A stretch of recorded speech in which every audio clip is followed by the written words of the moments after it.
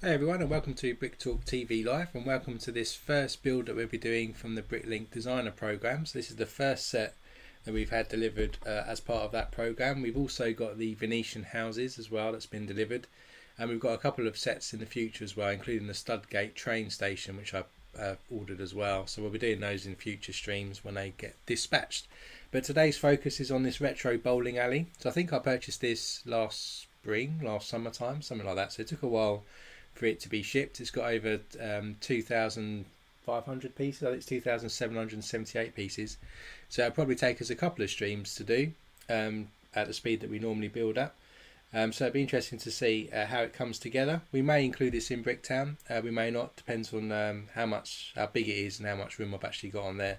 But it'll be an interesting build nonetheless. So this is the kind of box. You've got this plain white branding going on with the BrickLink logo at the top, and then this is our actual target for the build that we'll be doing. You've got a detail here of the set number. It's an 18+ range.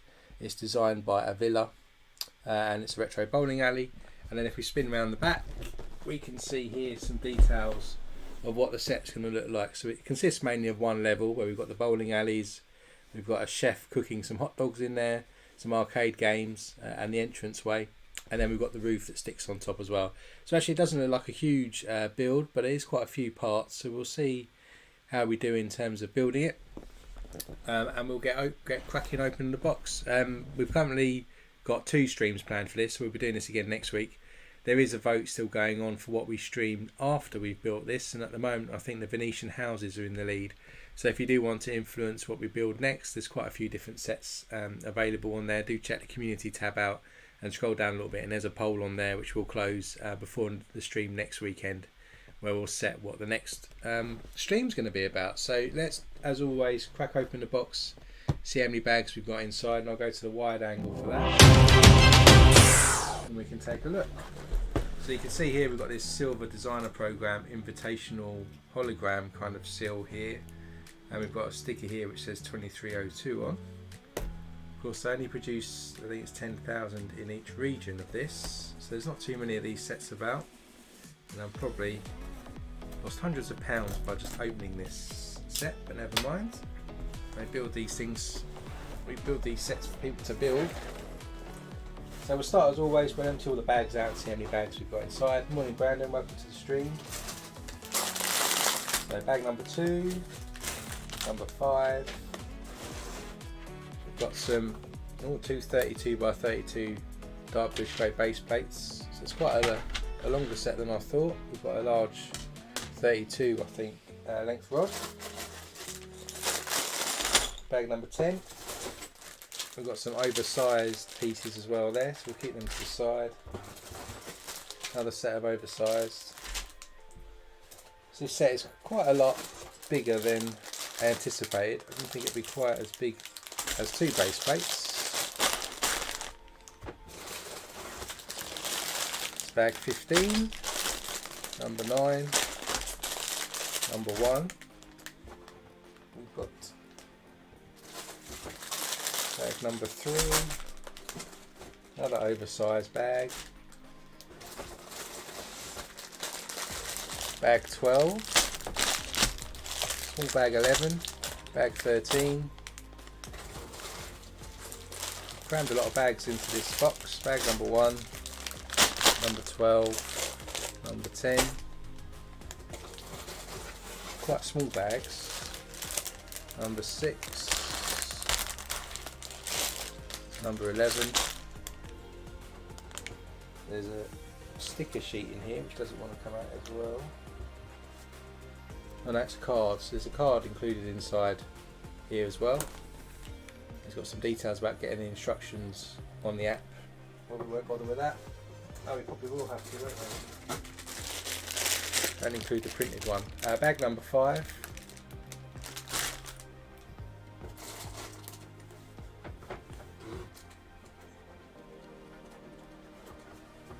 There's a sticker sheet there, so you can see we've got some bowling score sheets there, which you'll probably use on a display, and they've actually used letters which are going to go on the sign. So we haven't used, I thought we might use the printed tiles from the typewriter set to do the name of the bowling alley, but we won't. Bag number 9, bag number 8.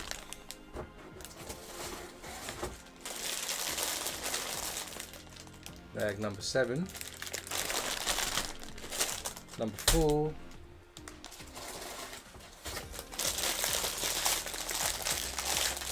$13, $14,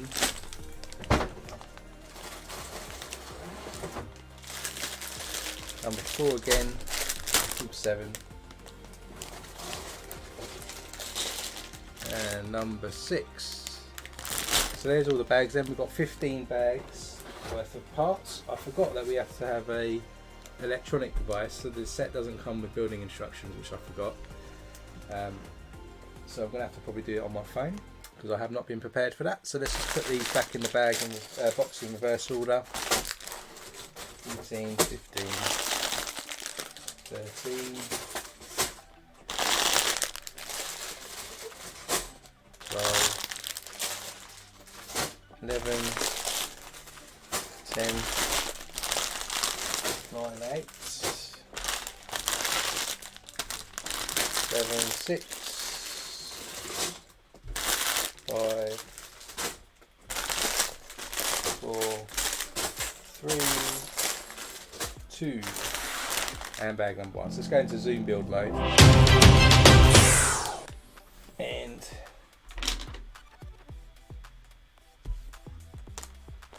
hi Adam, welcome to the stream. We've got a QR code on here, as you can see, which will take you to the building instructions. So let's just do that. I'll have to do it on my phone today because I didn't charge my iPad because I forgot that it's only electronic instructions, so hopefully this will work okay.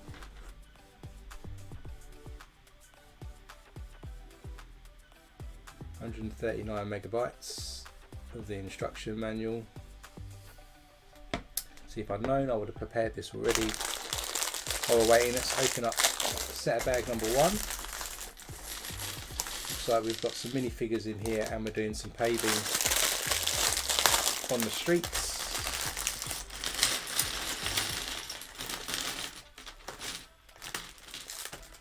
It's going to start pretty similar to a modular build, I think. So we've got lots of dark bluish grey tiles. Let's all wait while the instructions download. It's a bit slower because of I'm streaming at the same time, but you can see we've got some minifigures here, so we can sort the torsos out here. We've got a chef, got a lady, a gentleman there, got some legs, got another torso, identical torso to that one. Then we've got a green torso of a child, got some children legs, got some hair, got a chef's hat, and then we've got some heads. So instructions are coming through now.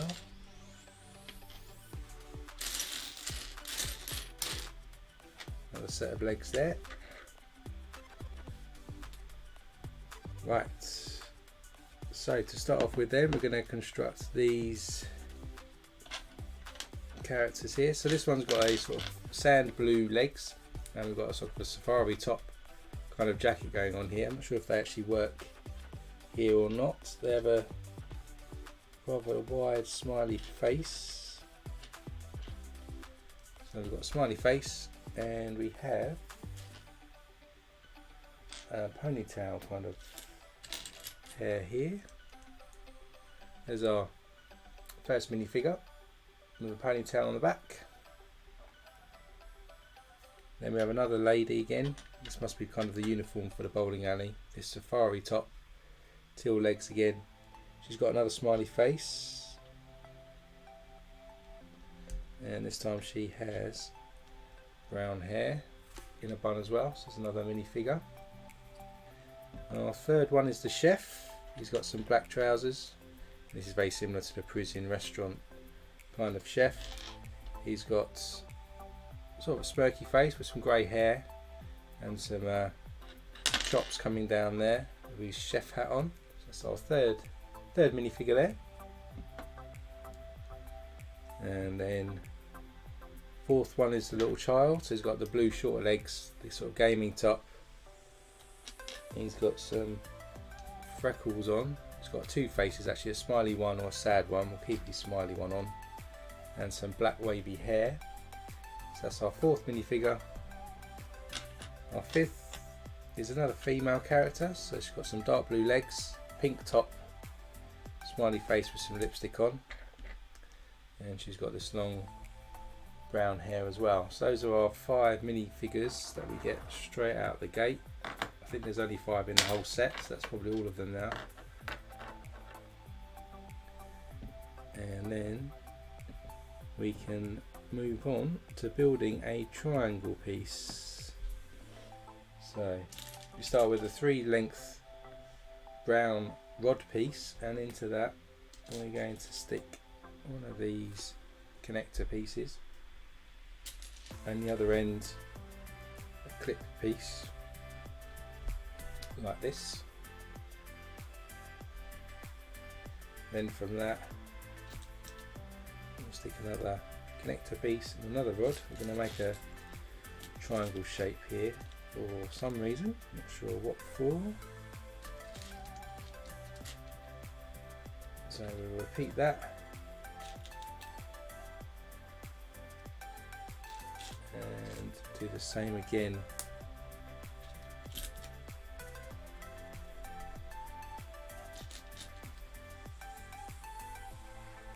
Here like this, and connect that up to make this triangle. I'm not really sure what the triangle is yet. Then put that to the side. We'll then get 3 of these pieces, which I sort of think of lampshade type pieces. 3 of those together, and we're going to stick these coloured balls. So we've got like bowling balls here on top of each of these. Green one, an orange one, and a teal coloured one. So they look like that.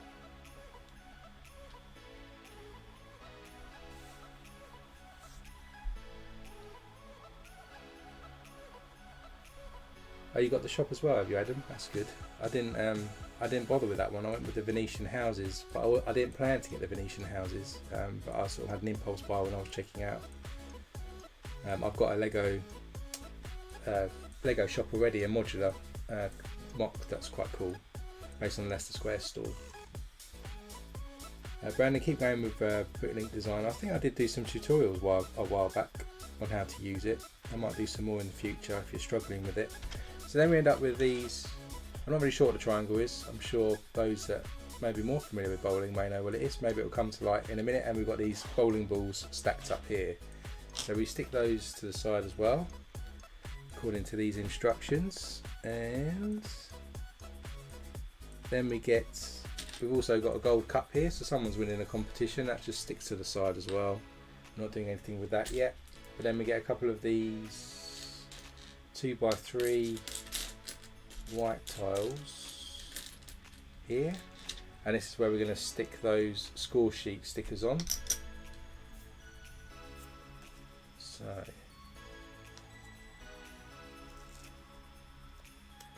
let's stick these on.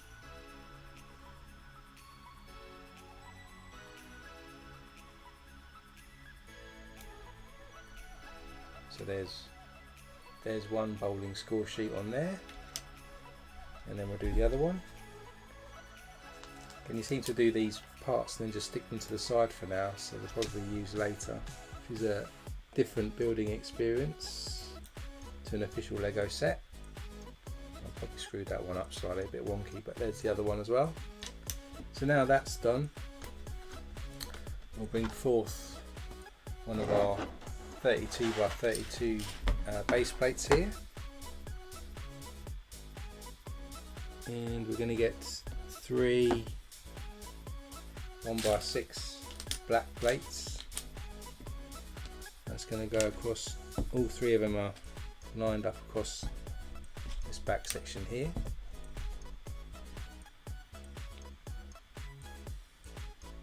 Then we get another 2 of those and corner plates,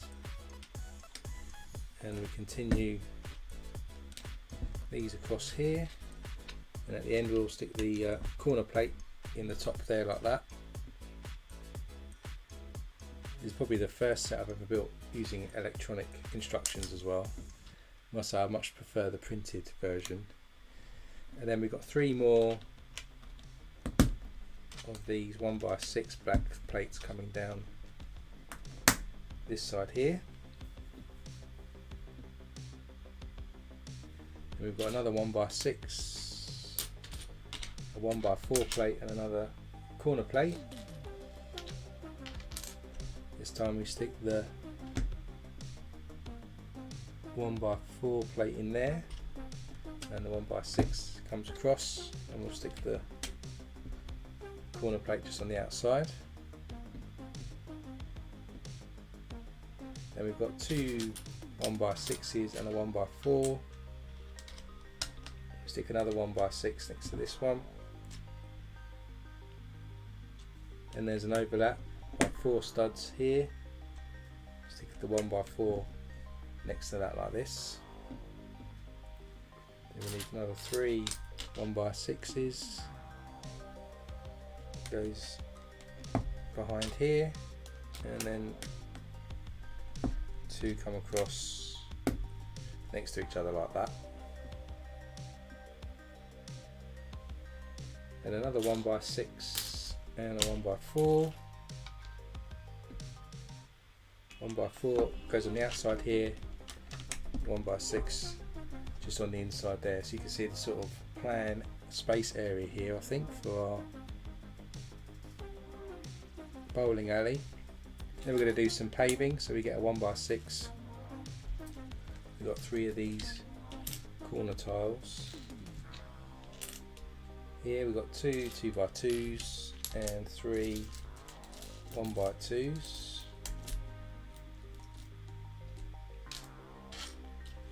Start off with the corner one, goes up the top here,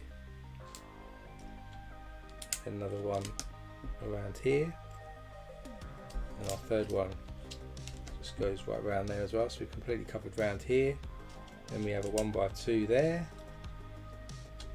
and our 2x2s go next to each other, and our 1x2s then, and we finish off with the curb. Standard sort of modular build there. We have another 1x6. We've got 3 2x2s. We've got 3 1x2s, and we've got a grill piece, which is also used as a drain. So of course our curbs carry on. Around here, stick another 1x2 just up here,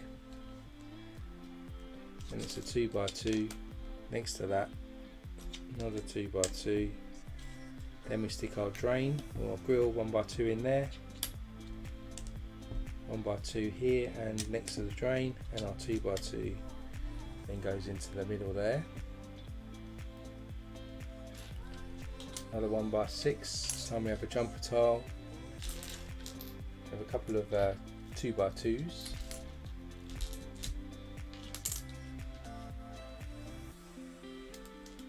Then we've got 4 1x2s there. Ah yes, that's a good call, Adam. Yeah, I did think about the triangle for the pins, of course, to set the 10 pins on the alley when we've got it. Then we've got a couple of 1x1 tiles, and we should have 2 1x2 plates here. So our 1x6 continues on with the curb, then we'll stick a jumper tile in, and a couple of 1x2s next to here, and some 2x2s, 1x2 there, our 1x2 plate, then another 1x2, then we stick our 1x1, 1x2 plate goes on then, and then another 1x2 tile there.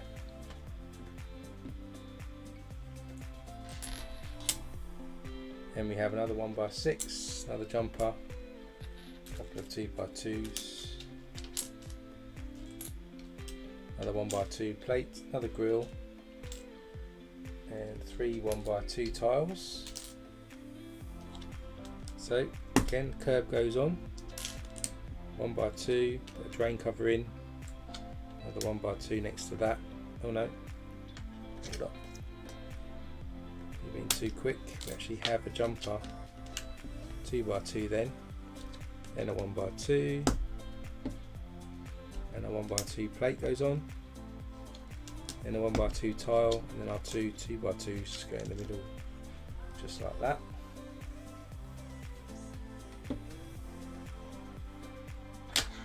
Then another curb piece, 3 2x2s,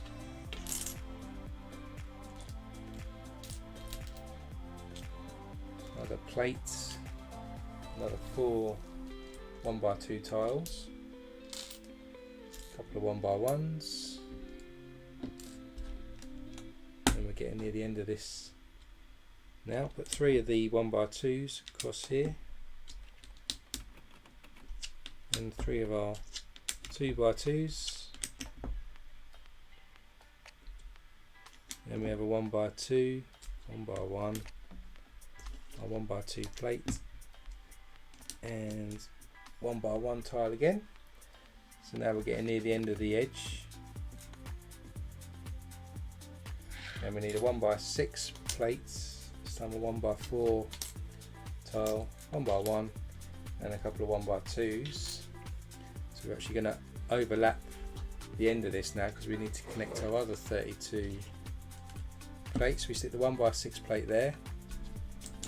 We have a 1x2, 2x2, 1x2 again, and this time a 1x4 for the curb. And we bring in our other base plate. It's going to connect here using this piece here. Then we continue on with our paving, so we have a jumper, 1x2 tile, and a 1x2 plates.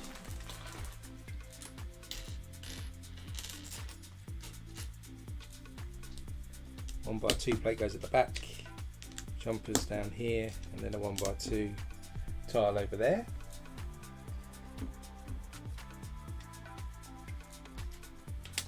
Another 1x6, this time we've got 3 2x2s and 3 1x2s as well. So continuing the curve, the 1x2s here, 2x2s on, another 1x2, and then 2x2 cuts in a bit more there.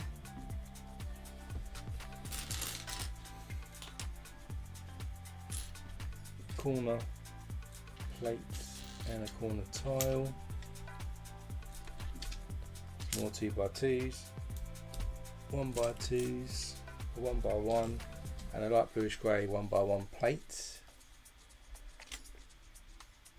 Just add this curb on down here, and we have 1x2s and our 2x2s. Then our 1x1 plate goes on, surrounded by the corner tile. Then we have corner plate and a 1x1 tile goes on into there.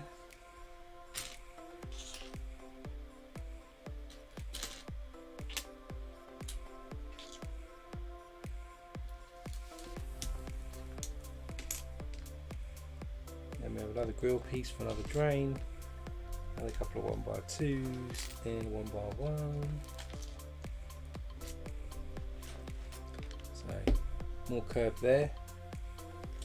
Then we have our drain going, the 2x2 and jumper, 1x2, 1x2, 2x2,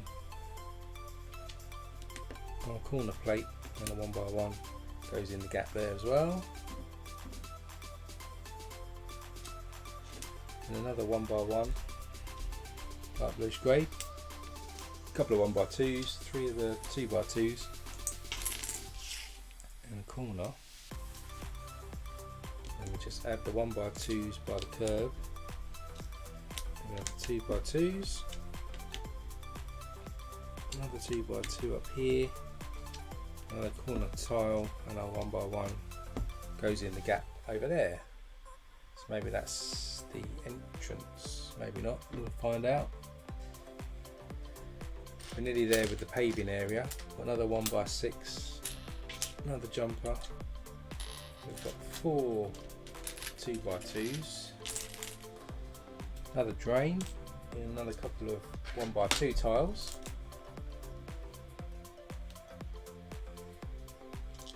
And it's fairly warm here still, it's about 22, it's about kind of our average for August at the moment.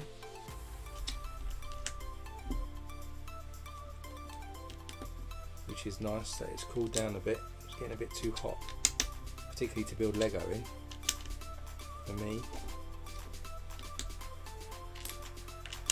So another couple of 2x2s there. And then for our last bit just here, of course we need another 1x6. We've got 3 corner tiles, we've got 3 normal 2x2s and 3 1x2s. Let's just put the last curb in there, so over a little bit so you can see a bit more. Then we've got 3 1x2s straight across.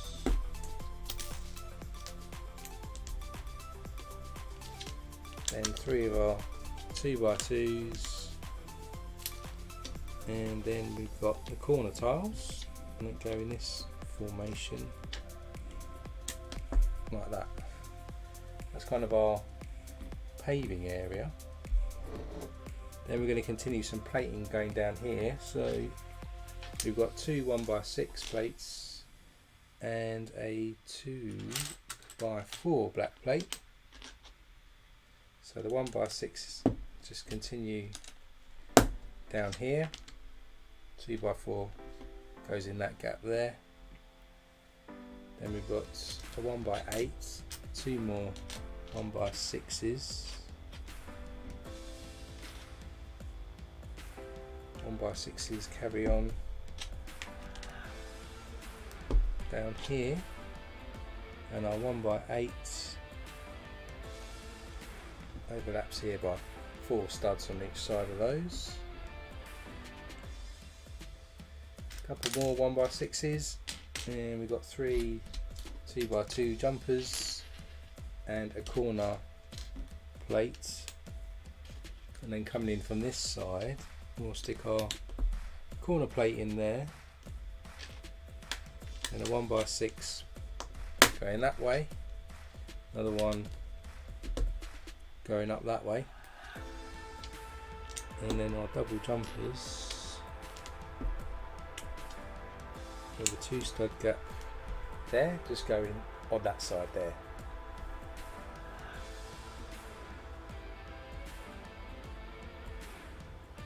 Hang on a sec, my page just reset itself. So then we've got another 1x6, we've got 3 1x2 jumpers this time, so the 1x6 carries on up this side, and our jumpers then go across here in line with these jumpers basically. So we've got a 1 stud gap and then a couple of 2 stud gaps. We've got a 1x4 plate, a 1x6, another corner, and a 1x2 in black. We continue up here with a 1x6, and we've got a 1x4. We can actually do a 1x2 going inwards, and then again like the others we've got the 2x2 going outside just on the corner there, you can just see. So that's step 40. Step 41, we've got 3 1x6s in black. We leave a 4 stud gap at the back here, and we put 2 of these together, and then 1 comes inward like this. Then we've got 2 2x3s, a 1x4 and a 1x3 in black plates. We add the 1x3 to the end here, then the 1x4 goes across, and then we stick the 2x3s next to each other coming back in. Then we've got 2 1x6s. Just finish off the outer part there. That's the end of bag number 1, so you can kind of see the outline here. We've got the 2 base plates stuck together now, and you can see the outline of how big this bowling alley is going to roughly be. I think the entrance is going to be this end. Kitchen will probably be around here. Arcade I think will be here, and the bowling lanes are going to be over this side, would be my guess. So 1 bag in set of bag 2. So we might be doing some of the flooring now, so we've got some tiling to do that, I think. Always like this part of the when you do modulars, for me my favourite part is doing the layout and doing the flooring. I don't know why, I think find it quite relaxing.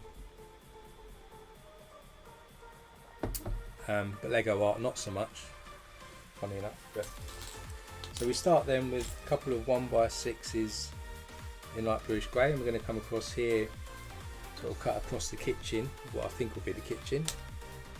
So we leave 2 stud gap between these jumpers and just stick those just across here. Then we've got dark blue 2x2, a teal 1x1 and a yellow 1x1. We've got some checked pattern going on here, and we stick the teal and then the yellow one, and then we've got our 2x2 just goes in there. Then we have another 2x2, another 2 teal, and another 2 yellow, and there should be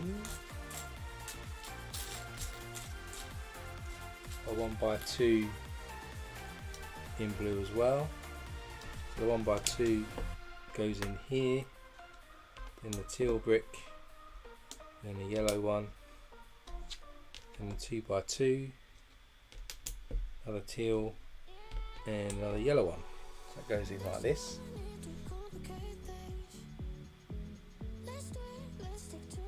So we've got 2 teals, 2 yellows, another 1x2 in the blue, 1x2 comes down this side, then we've got teal, yellow, teal and yellow. Within that, try to straighten these out a little bit.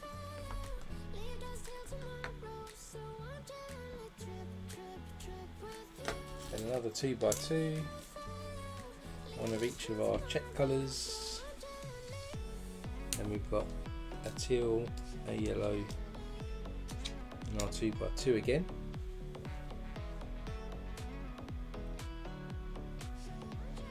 And we've got 2 teal, 1 yellow, and another 1x2.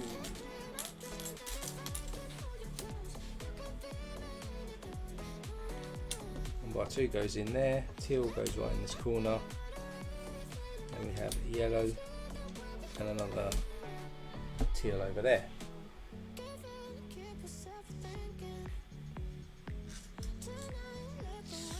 Same again now. We have a yellow, a teal, and a 2x2 that goes in.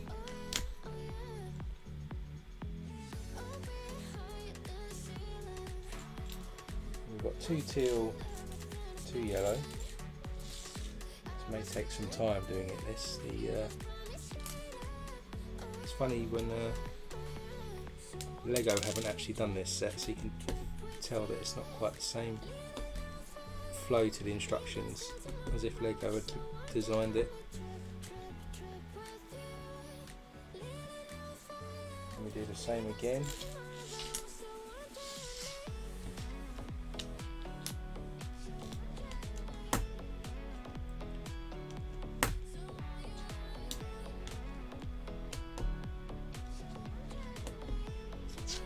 And 2 there.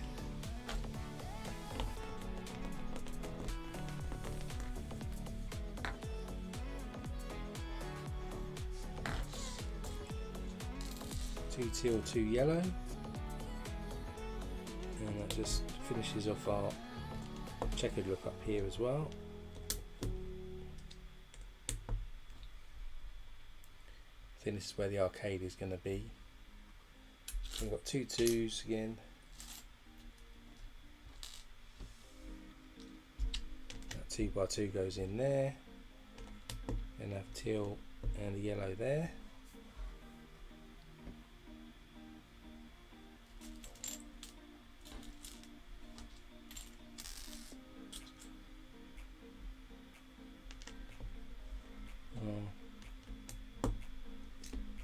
Checker pieces go in again.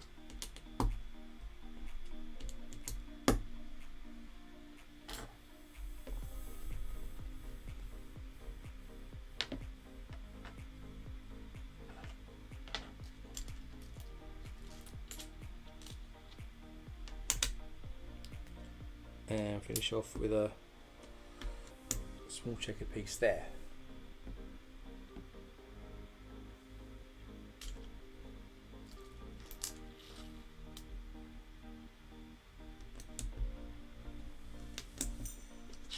You'd do much more tiles in one go if this was a proper Lego set. These are very small steps to do, which actually makes it a bit slower, I think.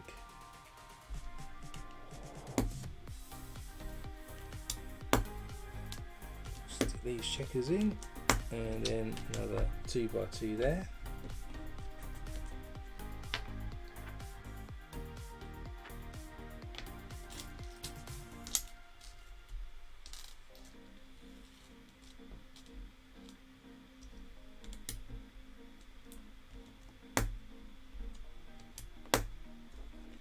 checkered pattern again, and another 2x2.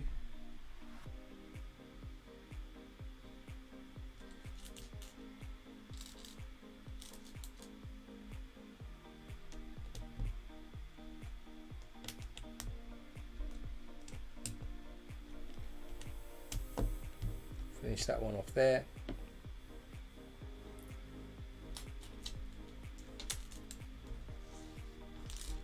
Then we'll stick a 2x2 up here. With a blue, have a yellow. And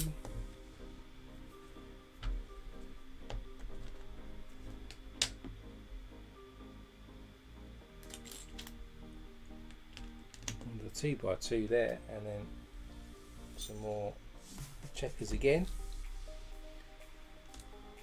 Right, with the blue, then the yellow, teal, and the yellow again.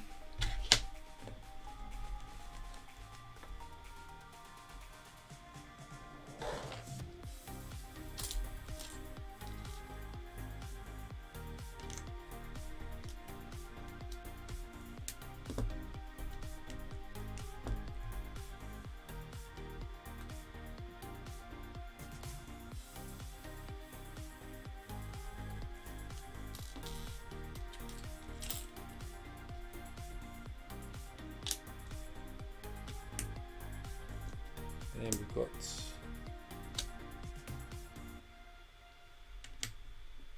piece here.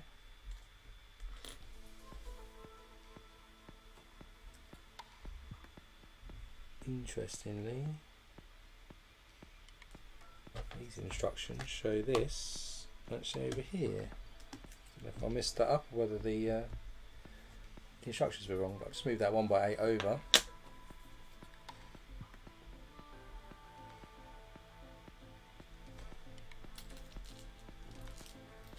Couple more checkers here.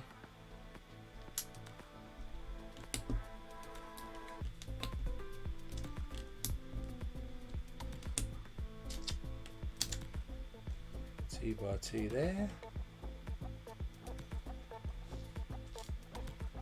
Same again.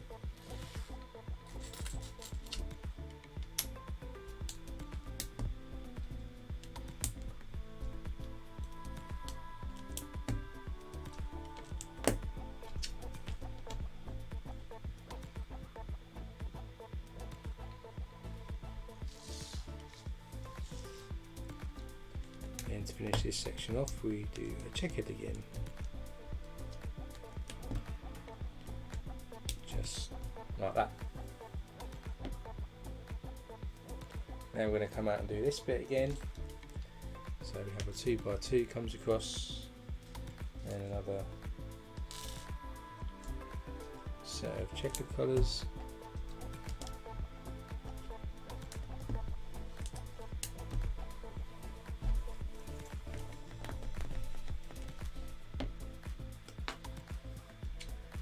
Then 2x2 again, and the same. Another set of checkered.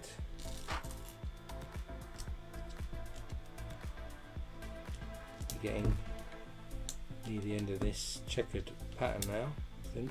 Running out of parts for it.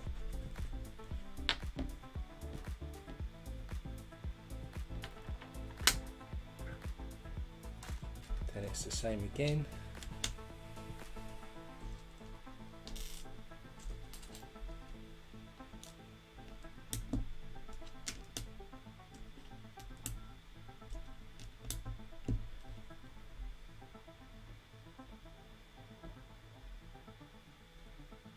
And another row. And this might be the last row. Let's see.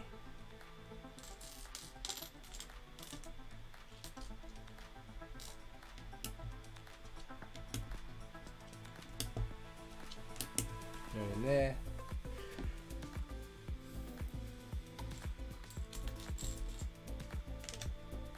Another 2x2, and then another set of checkered pieces.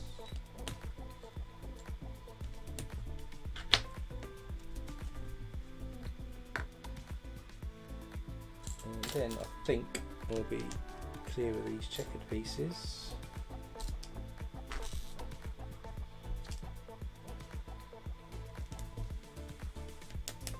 So I think this is the last bit of this design pattern. So now we've got this area here, which I think is where the arcade's going to go. Then we get a couple of quarter tiles and a 1x2 white tile somewhere. It's the 1x2. This. And we're going to put these up here. So it's kind of like a doorstep, I think. So put the quarters in next to the 1x2, and then another quarter on that side. Now we're going to pave or tile the kitchen, I guess, which is of course in black and white. So we've got these cutaway triangle shapes to give us that look. So let's start with a pattern like that.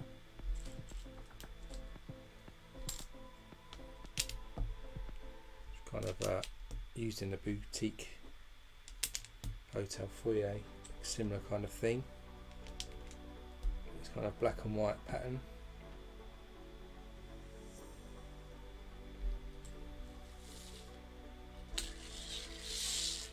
Then we're going to make a sort of triangle or diamond shape out of this.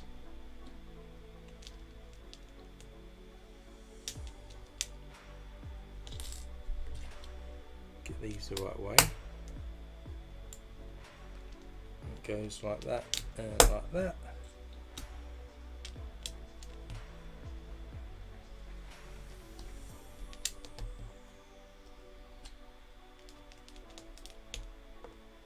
Covers like that.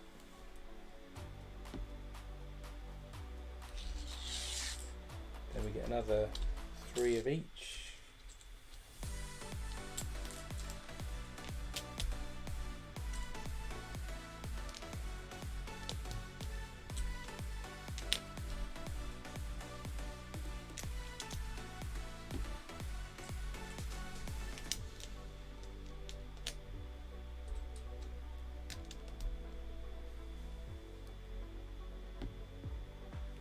Then another 4 of each.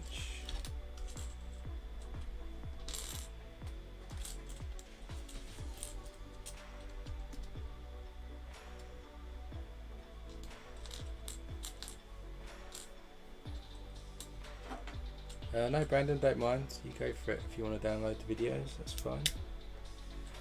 Then we'll just add these black tiles here. Then we've got some white tiles coming underneath.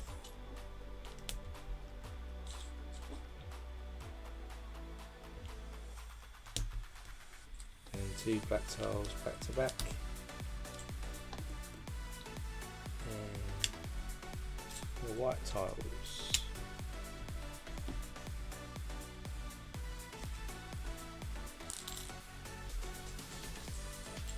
And another 4 of each. We continue the black here, getting my orientation muddled up. These triangle shapes are a little tricky for my brain to compute.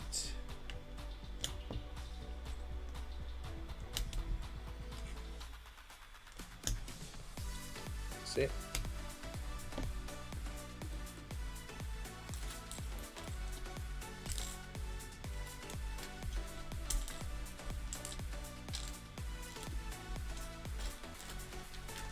And our last set of 4 of these triangle pieces.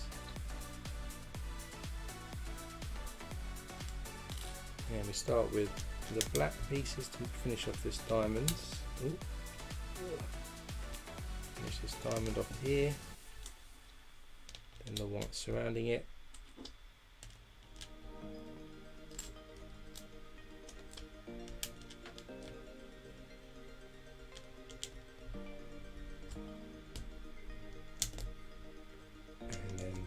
Black pieces like that. So that's all the black and white done from the bits we've got now. Now we're going to do some wooden flooring out here. So we've got 3 1x3s in reddish brown and 3 1x6 plates. We'll start with a 1 by 6 there, then a 1 by 3, and the opposite coming back, and then that like that to give us a sort of planking kind of effect. Then another 3 of each again. Continue this further down here.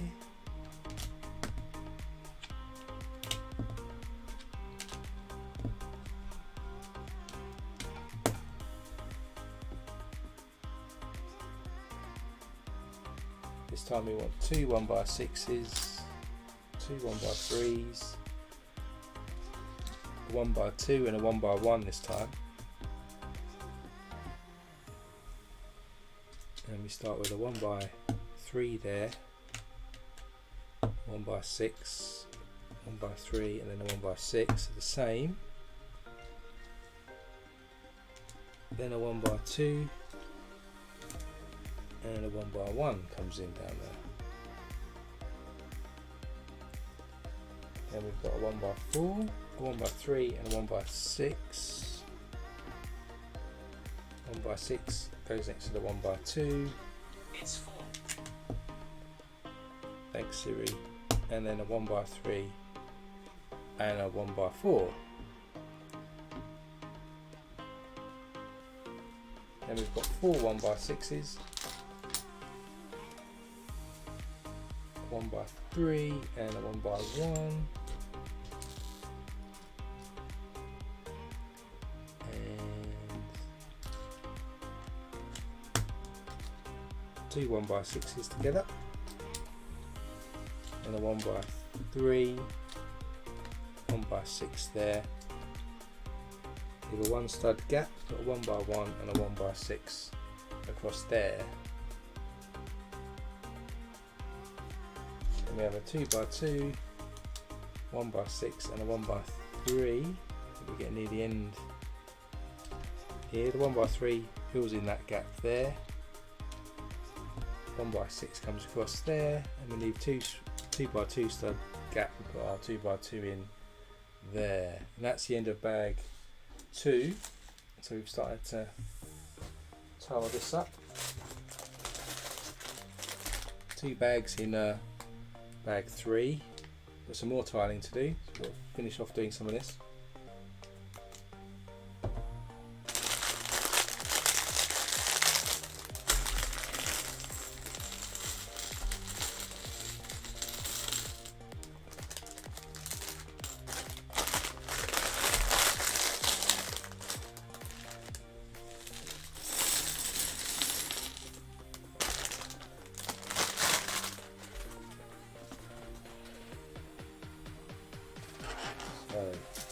First up we needed 2 1 by 6 reddish brown tiles, 1 by 3 and a 1 by 2 as well in reddish brown. Leave a 1 stud gap there, put 1 by 6, a 1 by 3, another 1 stud from there, put 1 by 2 and a 1 by 6.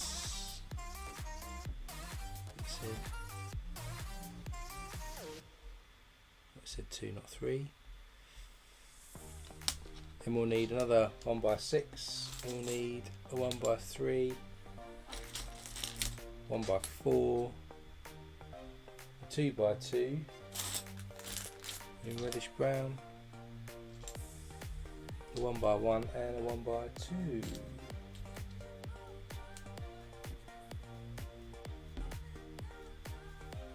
And then we'll put a 1 by 6 across here, and a 1 by 2 lines up with the ends with a 1 by 1.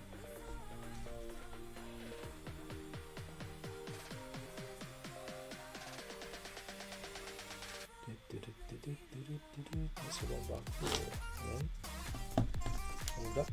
Actually, a 1 by 4 goes across there. Made a little mistake. Let's try that again. That lines up with there. 1 by 1 there.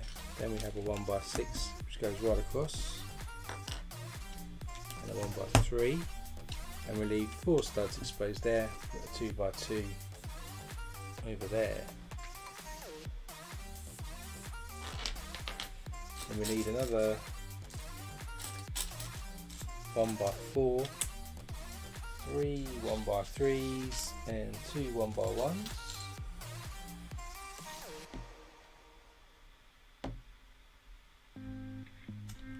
Our 1x4 lined up there with a 1x1 on the ends, and a 1x3 and a 1x1. Now you've got 2 1x3s next to each other going up here.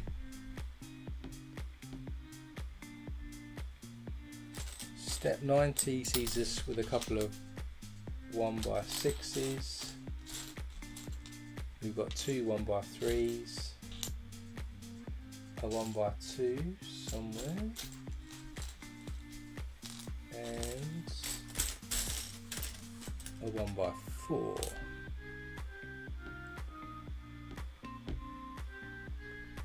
So 1x4 goes after here, and we've got a 1x3 and a 1x2 next to each other.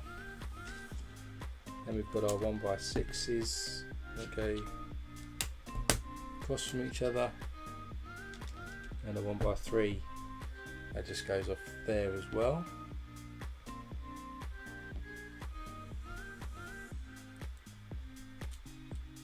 Then we've got 2 1x2s, 1x1 and 2x2.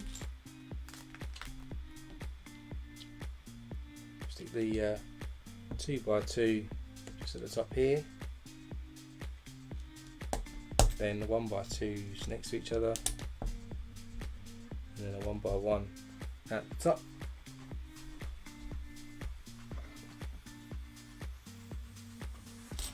Couple of 1x6s, 2 1x3s and a 1x4. Do the 1x3 there, 1x6 above it, and 1x4 goes in the gap there, 1x3 at the end there, and a 1x6 at the top.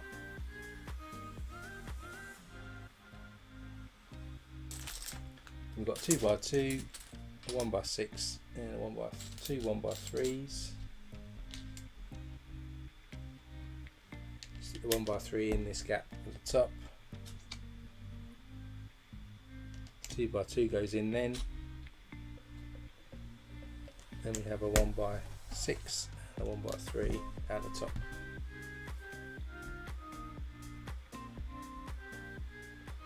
Still some more planking to do, so we got 2 1x3s, have another 1x2, a 1x4, and a couple of 1x6 in reddish brown, just to go up across the top here. So we stick a 1x6 and our 1x3. We have another 1x6, another 1x3, 1x4 goes in there, and a 1x2 goes in there.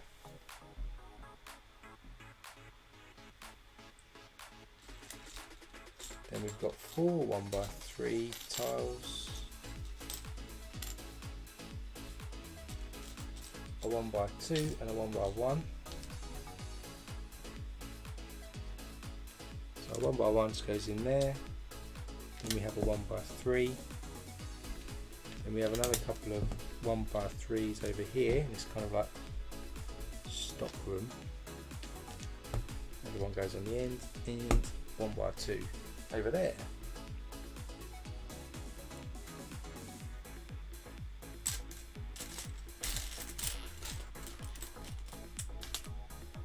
Couple of 1x4s. Then we've got a 1x3 and 3 1x1s. Then we have a 1x4 goes across with a 1x1. Fill in this gap here with a 1x1. another 1x4 there, 1x3 and a 1x1.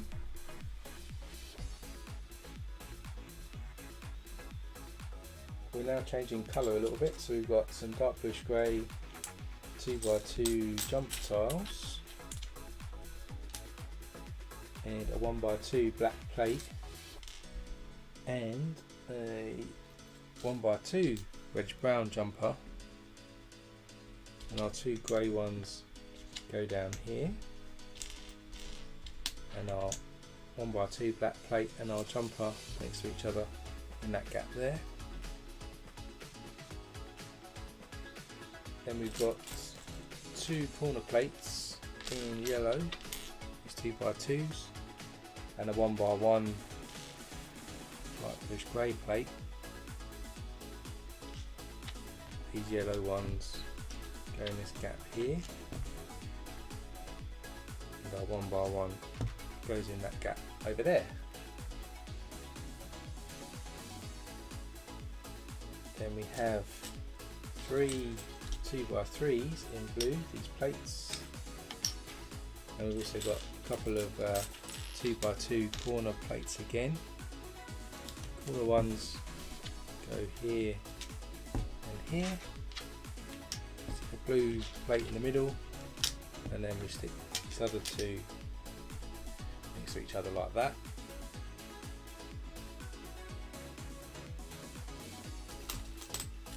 Then we have another two 2x2 jumpers, a brown and a black plate again, so similar to what we did earlier. These jumpers go at the top here. Our plate goes in there and our jumper next to that as well. So we just mirrored what's on the other side of here. Another couple of yellow corner plates and a 2x2 grey jumper. That's the yellow ones. Yellow plates go in here, and our jumper of course goes at the top up there. Then we've got four 1x2 dark bluish grey tiles and a 1x1 as well.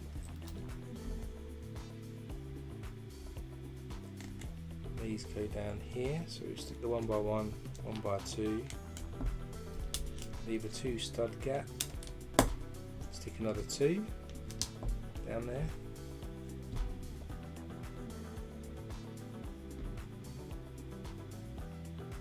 then we get 4 1x2s and a 1x1, so it's getting near the bowling lanes, I reckon, over this side. Stick another 2 1x2s there, miss 2 studs out, and then we'll have another couple of 1x2s and a 1x1. It's going down there.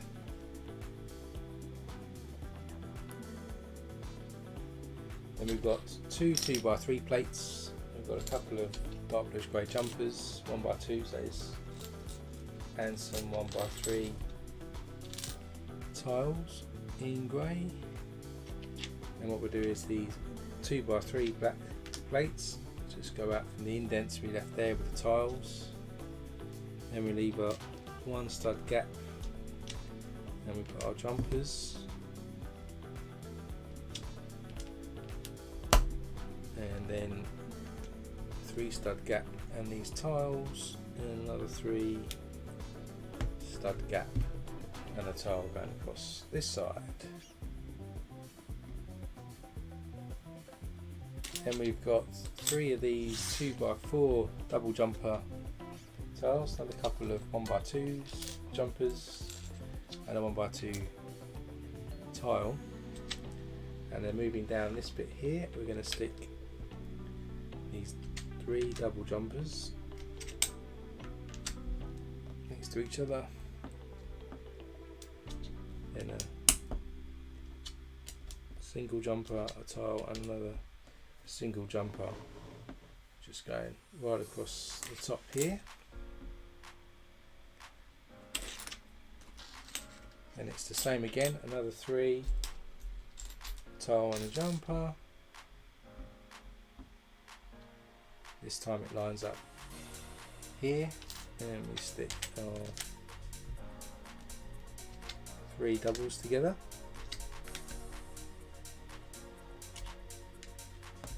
Then a single one tile and a single jumper.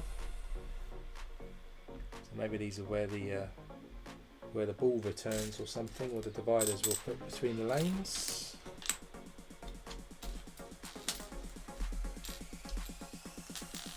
It's the same again then, the same pattern again. So you put these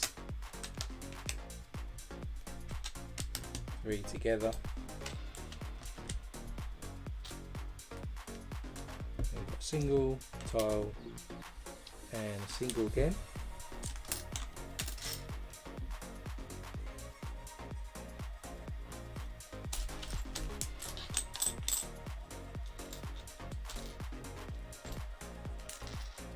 And again, of course, for the next row here.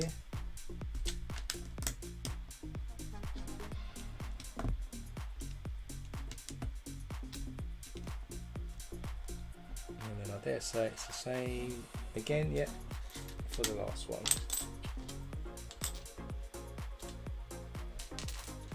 Just to run along this part here.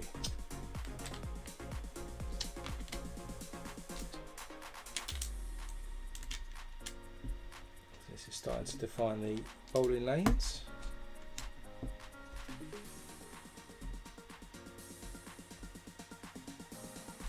And we've got 4 1x3 reddish brown and 2 2x2s in dark blue. And what we do is we stick the 2x2 down here, and we stick 3 1x3s together here, another blue piece and another 1x3 brown.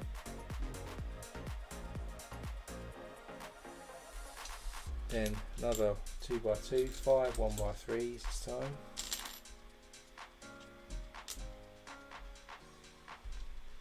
And we repeat this pattern here, 3 of these, round 2, 3.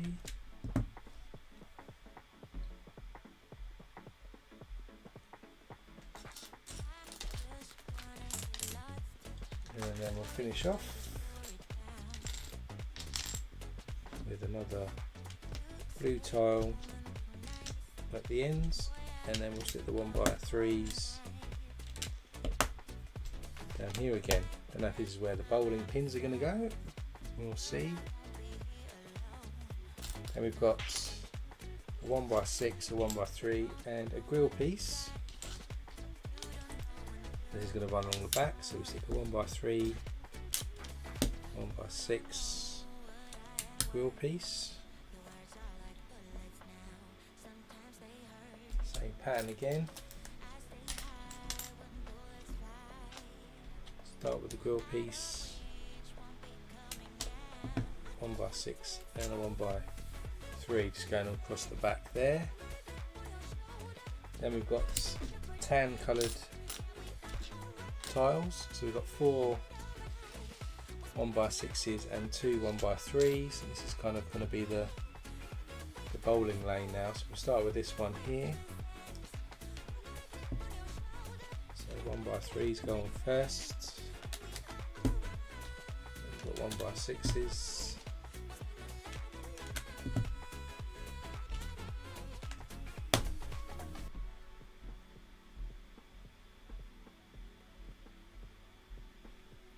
And we've got 3 of each.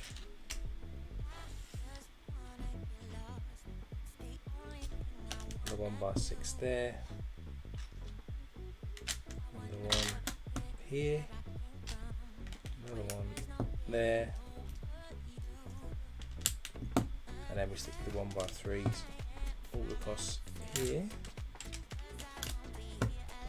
Like that.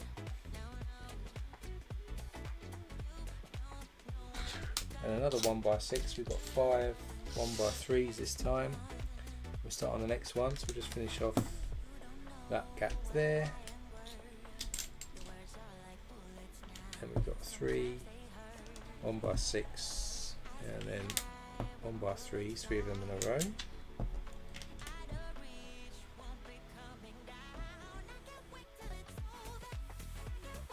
Another couple of 1x3s. This time we have 6 1x6s.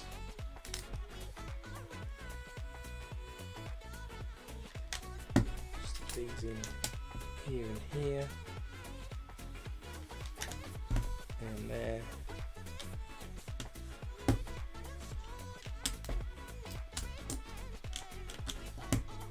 Finish this down here and here. It's another lane done.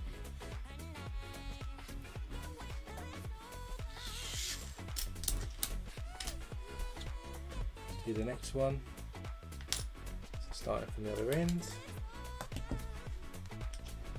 1x3s go in here. Then our 1x6s.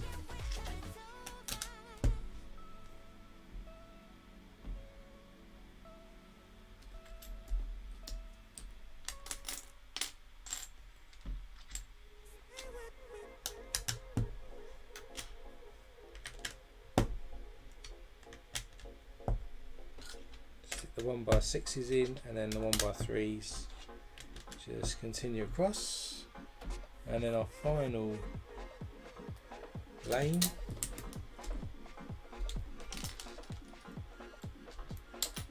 Start again, 1x3s.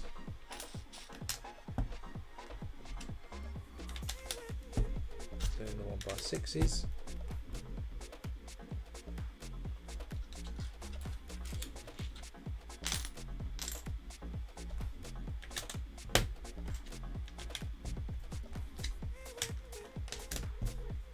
And there we go. And then to finish us off, we've got 3 1x3s and a 1x6.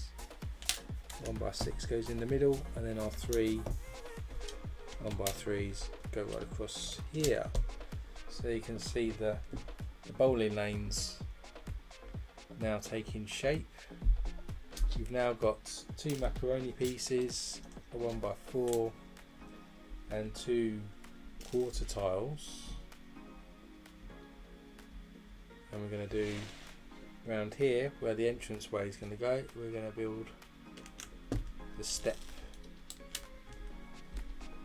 So that's the step there to get in, and these quarter pieces go on inside these macaroni like that. So then continuing the step, we've got a 1x4 and a 1x6. And then we've got 2 1x2 tiles. 1x2 tiles just continue the curve over here, and we stick the 1x6 and the 1x4 in. So we've got a little step up into the doorway. That's the end of bag 3.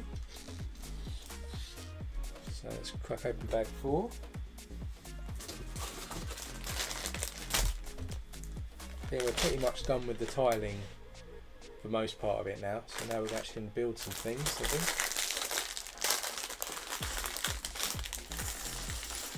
Still a few tiles, but I can see some doorway arches and some proper bricks now, so we can start building some walls and things, I think, which is much more interesting to watch.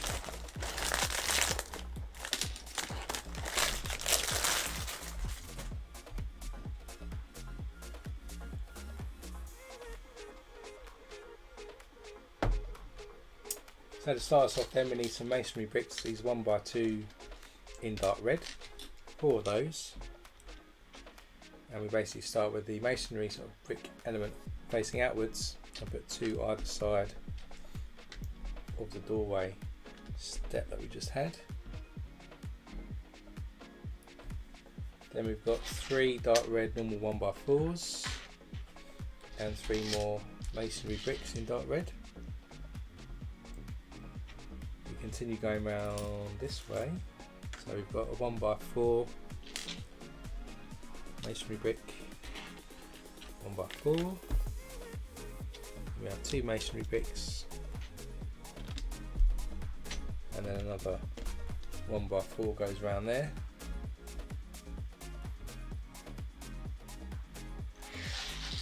Then a 1x4 and a masonry brick, 2 masonry bricks, sorry. And we put a masonry brick in first, then a 1x4, then another masonry brick. And the same again. Start and put masonry brick in first, 1x4, and then the masonry brick goes round the corner.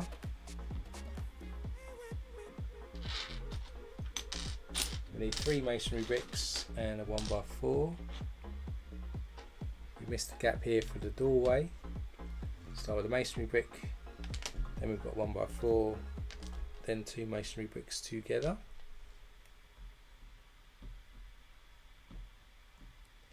Then we got just 2 1x4s together in dark red, and they just go across here next to each other.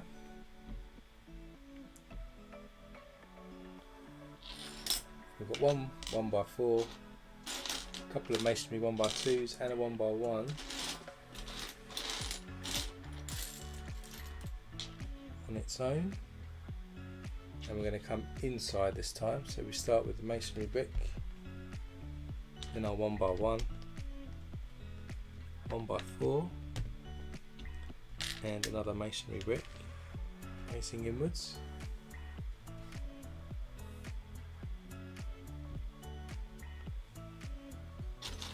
Then 2 1x4s and 3 masonry bricks. Start with 2 of the masonry bricks together and a 1x4, masonry brick, and another 1x4 as we go across here. Then 2 1x4s and 3 masonry bricks. Start with 2 masonry bricks together, and a 1x4, another masonry brick, and another 1x4.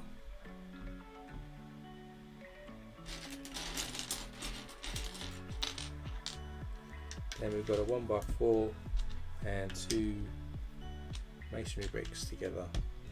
Finish off our back wall. Then coming down the side here, we've got 1 masonry brick and 1 1x4.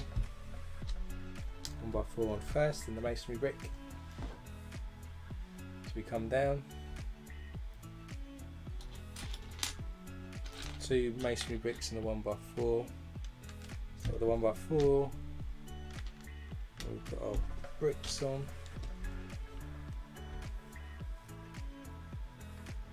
Then we've got 2 1x4s and 3 masonry bricks.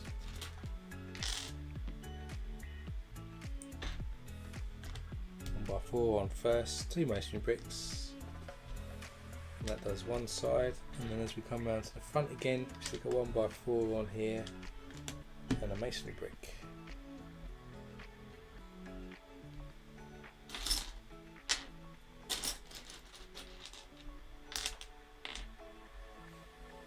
Then it's a 1x4. We've got 3 masonry bricks next to each other, and a 1x4 after that as we come around the front. And then the last of the red bricks, I think, to finish off the first layer on the front. 2 masonry bricks, 1x4, 1 masonry brick, and 1 1x4. So that's it all the way around now. We've completely gone round with 1 row of dark red bricks at the bottom. Then we've got 5 of these 1x2 half circle bricks. 4, 5. And these are going to go across the front here. So we leave 2 studs out, and we leave 3 studs, 3 studs again, so it's lining up with these plates that we've already stuck on to the sidewalk. It's got these half bumps all the way down, and around those we're going to stick 10 teal coloured macaroni bricks. 4, 6, 8 and 10, and they're going to go cover those semicircle bricks up all the way around here.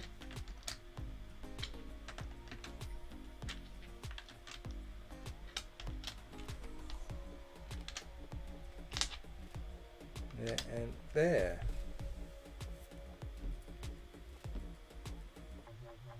Then we've got 5 2x2 plates, round ones in reddish brown. They then go part way over in the middle here, all the way across, like that.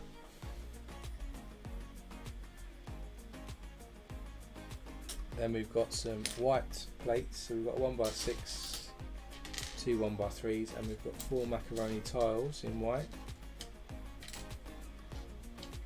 4.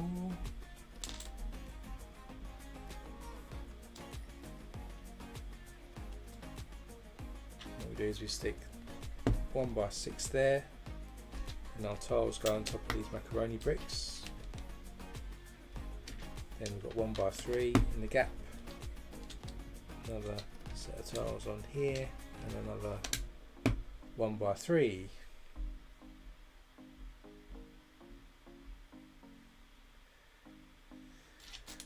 Then we've got 3 1x3 plates, and this time we've got 6 white macaroni tiles.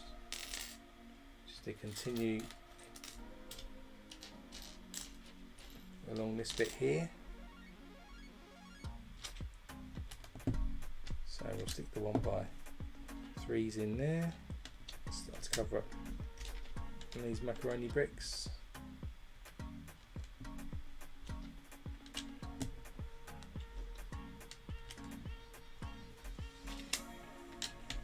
All the way along like this. So at the front it's kind of looking like this now in terms of colours. It's quite cool.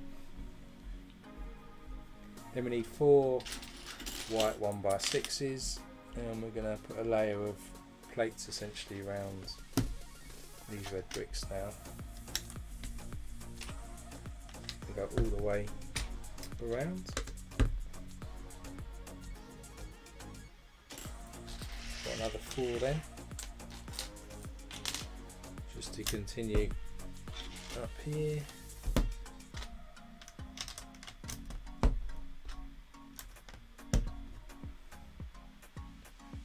And another 6. 3, 5, 6, and a 1x3 as well.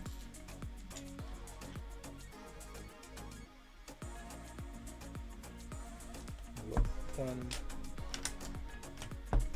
2, 3, 4, 5 there, and then we come inside as well. That's where our 1x3 goes.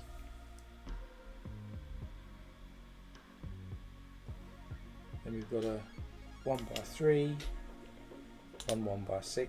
We've got 2 1x2s, and then we've got some 1x1 plates with some clips on it, light bluish grey.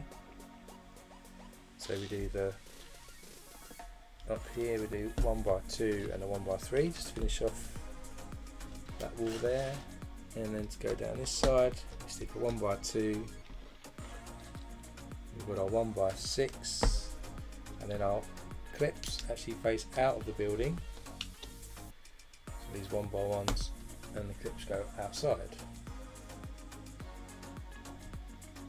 And another 2 1x6s and a 1x2 white plate, and we continue down this wall, so we stick a 1x2 and our 2 1x6s.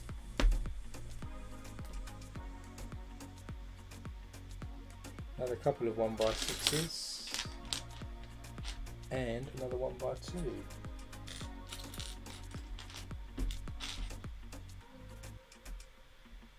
The 1x2 goes on the corner, and then our 1x6s finish us off. So we've been all the way around the perimeter now with these.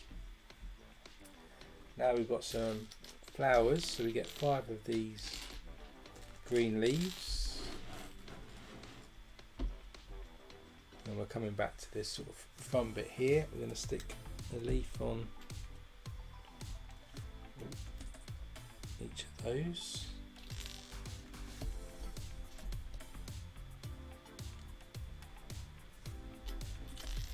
Oh, try not to throw the leaf on the floor. Stick those in like that. And we've got some flowers, so we've got 3 yellow flowers. And I think 2 pink, and we just stick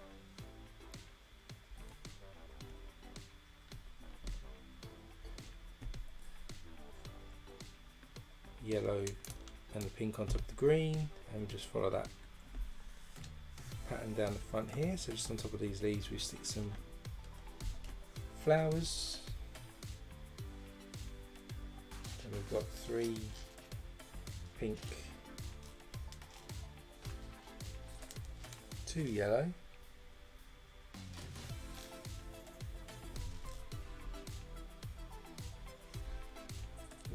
so just alternate the colours now here.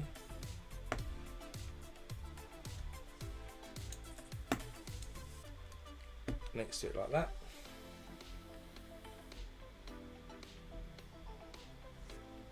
Then we need 2 2x2 jumper tiles in grey, and these fit in the 2 gaps we've got here at the front, in there and there, like that. Then we're going to build some pots, which I think are going to go onto those jumpers. So we've got these black pieces here, which are going to be our pots. Inside the middle there, we're going to stick 2 1x1 rounds with the hole in the middle. So we've got 2 of these to build, so I'll do them at the same time. Push that into the middle. Then we get 2 green leaves overlapping each other like this, and then we've got a flower we can stick into the middle there.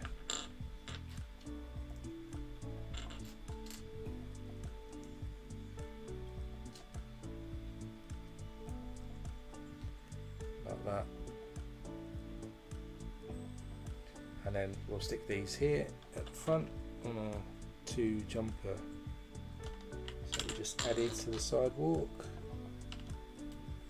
like that. The flowers in place, we're going to stick a door in now, so we get a black door frame. It's going to be a glass door, opens this way, and onto that we'll stick one of these paddles, door handle, and onto that a quarter tile in teal colour that matches the aesthetics of the building, and that will go into the door frame here.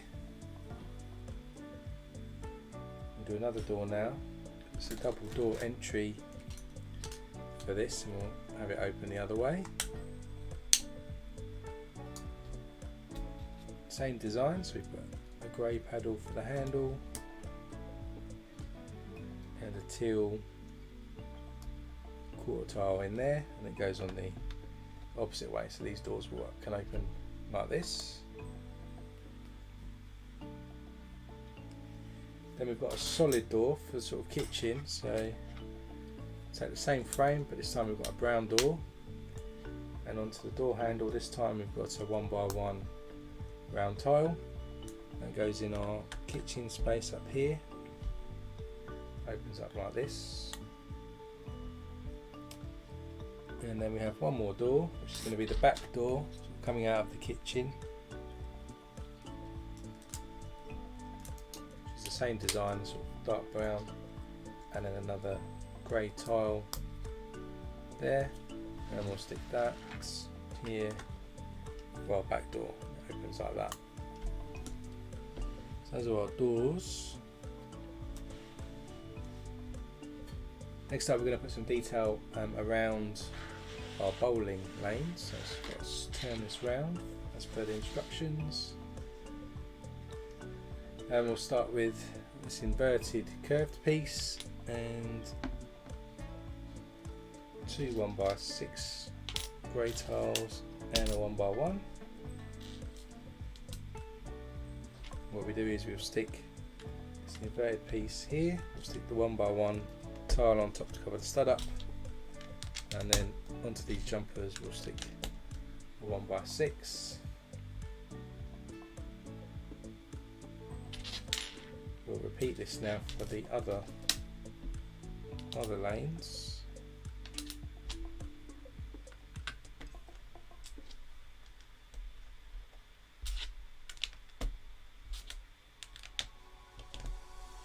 Just like that.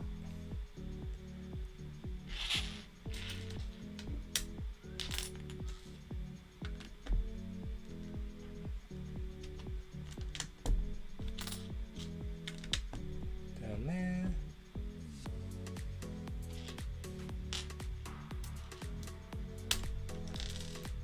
And our next one.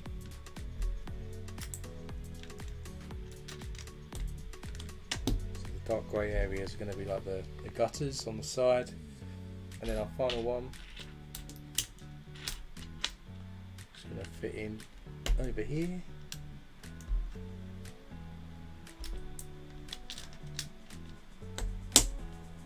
Ooh. Those tiles in like that. Then we need a couple of 1x1s. Spin this round again. And then this time we'll stick this on these jumpers that are sticking out, just to cover that up. Then we get two of these dark bluish grey panel pieces, and we're going to stick them to the end here. So it looks like this is where the ball might come out, just down here.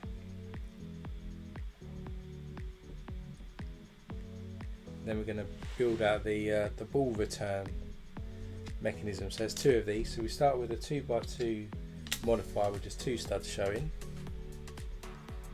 Then we'll stick two teal coloured 1x2 plates into the bottom.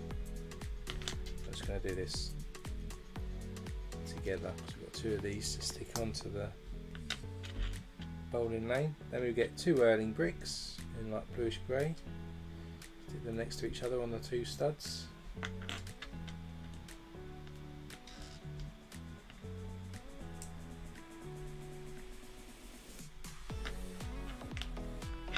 This and this.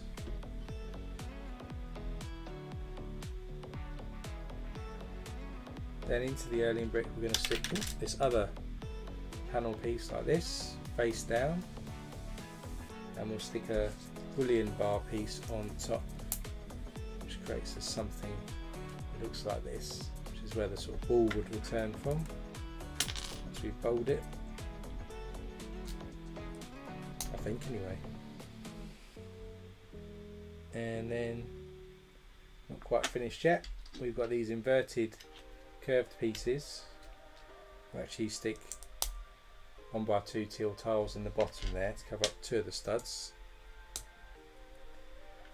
And then with the other ones we stick them into the back of the Erling to give us this curved look at the back. Let's do that again, so like this. And then once that's done, we can stick them here on these 2x3 black plates. We'll leave two studs showing at the front, so they rest like that. So give you a better view. Ball can return from here, underneath here. So that's the end of bag 4. Let's open bag 5.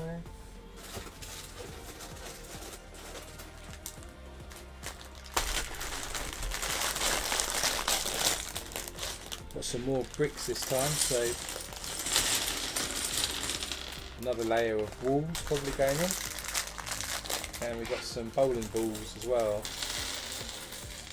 in this bag, so we might do the bowling ball rack as well to stick the ball on. Let's see what we do.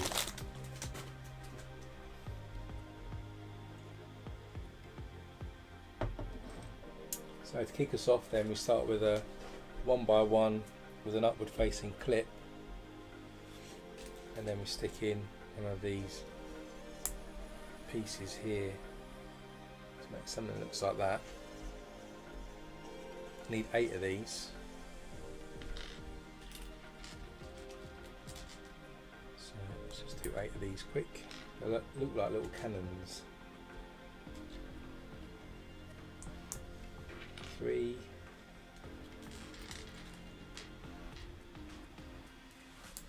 4,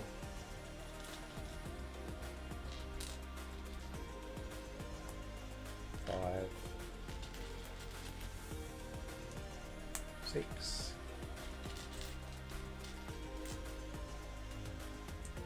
7, and 8. And these are gonna, where we've left these 2 lots of studs here, we're gonna stick these on. And if you see, these would be where the ball rolls out onto, where you've got the 2 rails when it comes back. That's what these actually do. So you can see their ball would roll out there and just balance on these 2 bars. Quite cool. A little technique there. Just make sure you've got to line them up a little bit so they don't look too wonky. There you go. So you can see the ball would come out now and roll nicely onto these 2 bars. Next up, we've got to build 2 of these. So we start with a 1x1 round with a pin sticking out of it, and this time we stick one of these claw pieces on top. So let's just do another one.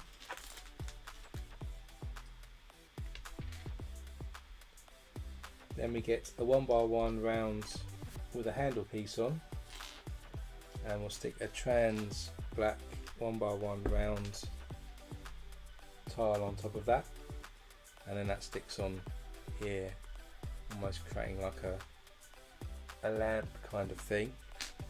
We'll see what it's actually going to create in a minute. Let's do the other one. So we've got 2 of those. And now stick on this jumper at the end here, which actually is just like a control panel. So when you go bowling and you're controlling the scoreboard, etc., you've got the little computer at the end, I think. So that's what that is signifying there.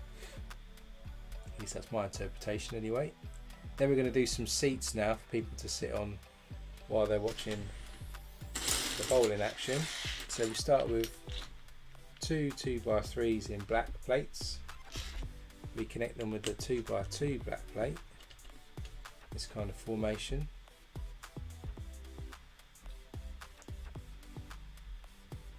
Then we'll stick one of these semicircle type pieces onto the end.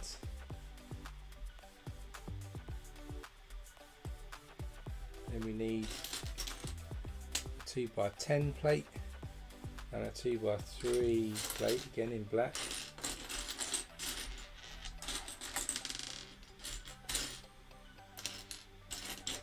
I can find one.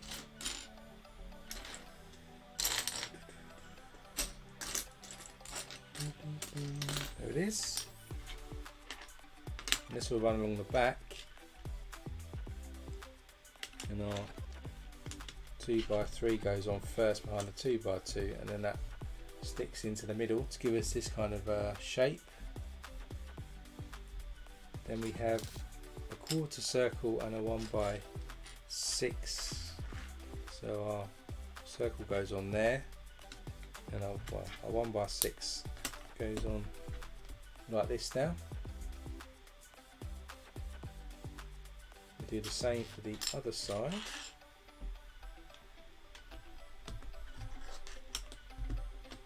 So actually it's looking like this. It's quite a cool looking seat. And to make it a bit more curvy, we'll need two of these curved shaped plates. One,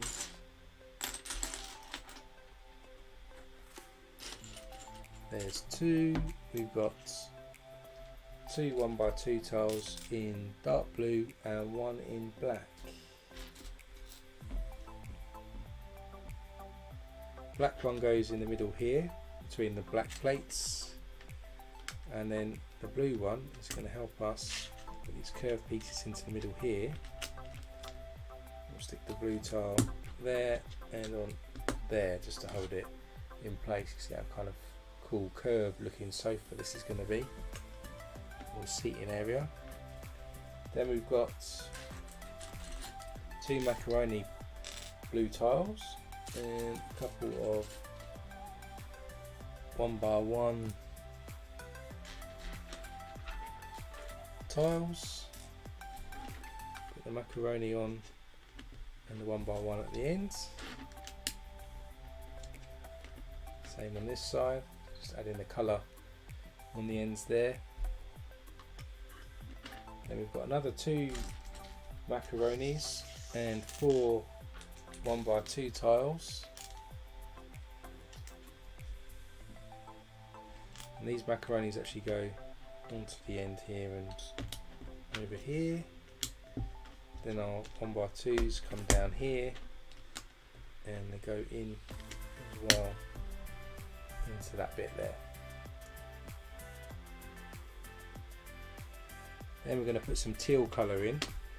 So we've got four 1x2s and two quarter circle tiles. Quarter circles go on the inside here and on the other side, and then 1x2s go right across the middle there and over here. Then we've got another four, and then another couple of quarter tiles. And this time we're going to we'll cross here, so 1x2s go on. Maybe the quarter tile in the middle. Same on this side.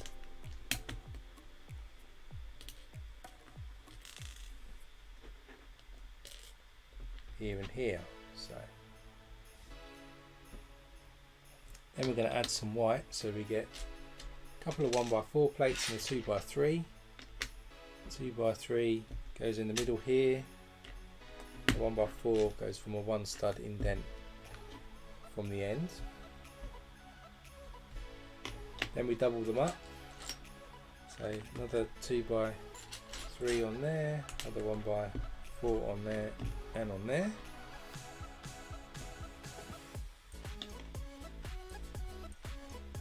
Then we've got two teal macaronis and four curved pieces like this.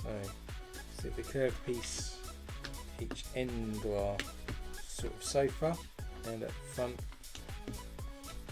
here and here, and then our macaroni pieces go in the centre here, give us that more of a curved look. Then we're going to add some plates, so we've got four 1x2 plates, four, and a couple of 1x1s, and we'll just cover up these gaps here where the white still shows through. Then our last 1x2s go into the middle. You see the backs looking quite cool for the seats, and then we're going to tile that now, so we get another couple of macaroni tiles in teal and 4 1x2s. Macaroni's in the middle here, and then we stick these 1x2s all across here and here.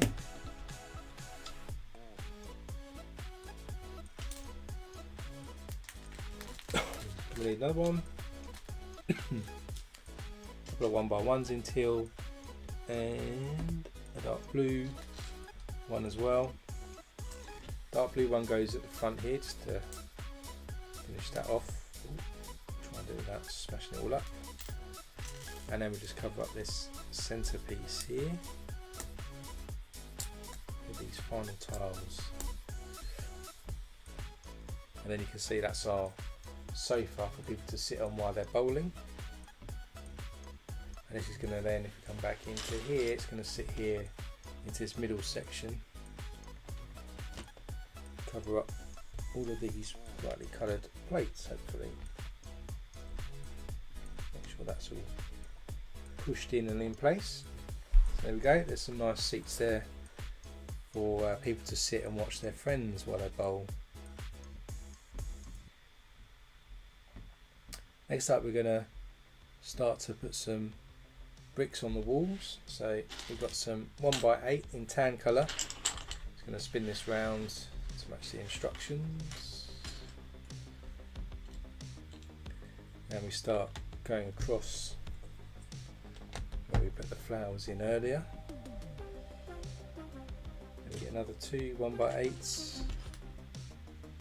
And just continue down the wall. And we have a 1x8, a 1x4 and a 1x6 in the tan colour. 1x6 finishes our wall off there.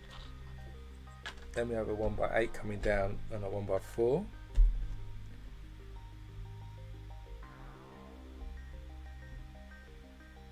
Then we've got some 1x1 plates in tan and then one in dark tan.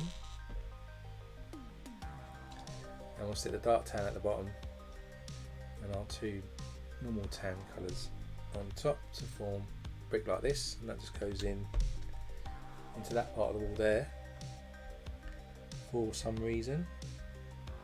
And we do the same again.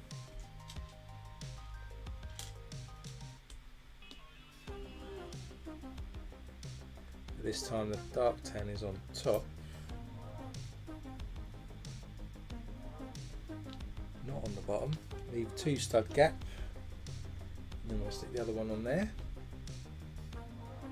Then we have a 1x6 and a dark tan masonry brick. Dark tan masonry brick goes in between those 2 pieces we just made, and then we had a 1x6 to finish that side of the wall off. Then we've got 2 1x8s to start this wall off, and another 2.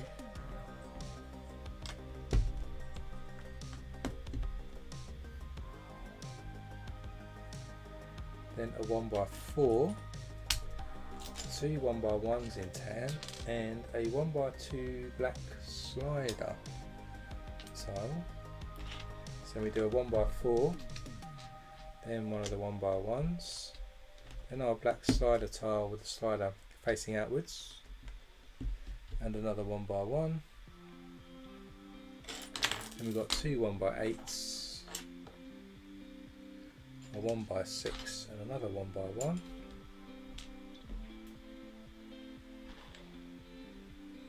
And then we have 1x8 there, 1x6 there, and our 1x8 comes inside and our 1x1 goes on the in there. Then we've got 2 1x2s, a 1x1 and another masonry brick in dark tan. This does the corner bit, so we stick the 1x2 there, with a 1x1, leave a stud gap, stick our dark tan masonry brick, and then another 1x2.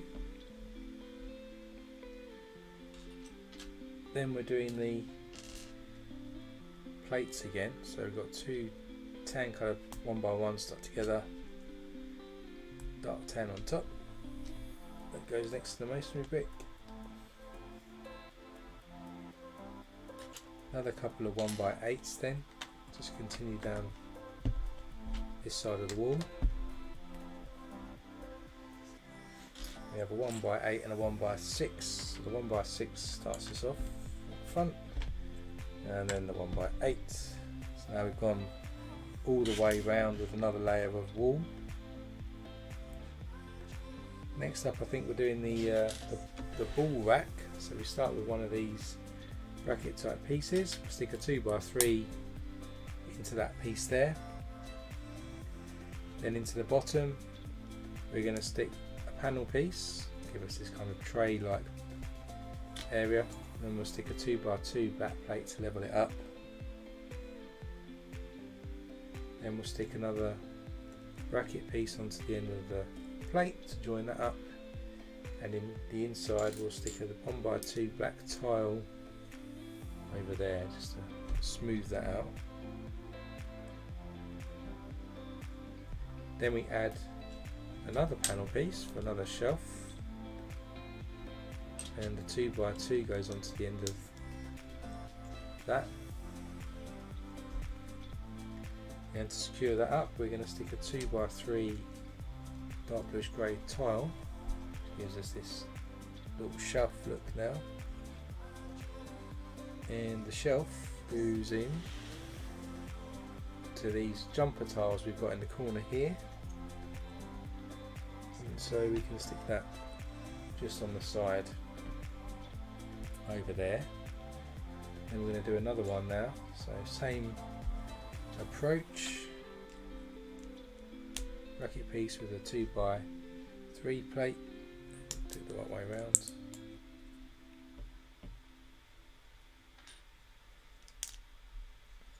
Another panel piece at the bottom with a 1x2 tile in black. Nope. Let's do that first. 2x2, then I'll tan, stick another bracket on the end of the panel.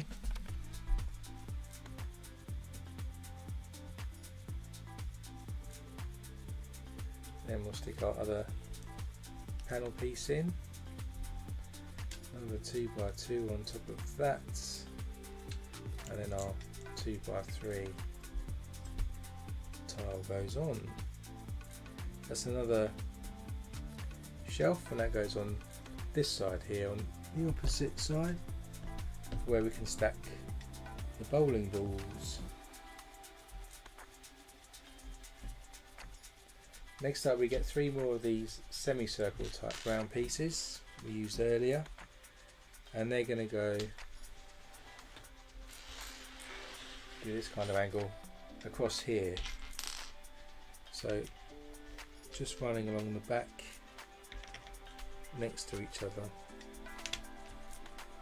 across there. And in front of those we're going to get some teal coloured log bricks, 1x2s and a 1x1. The 1x1 goes on the end, and then we'll stick the 2 log bricks next to each other. Then we get a macaroni, another log brick and a 1x1,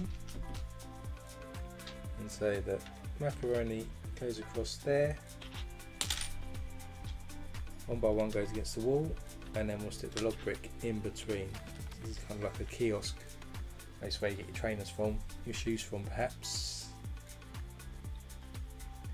We're going to raise the height again, so again we put these half circle black pieces on top of the other ones.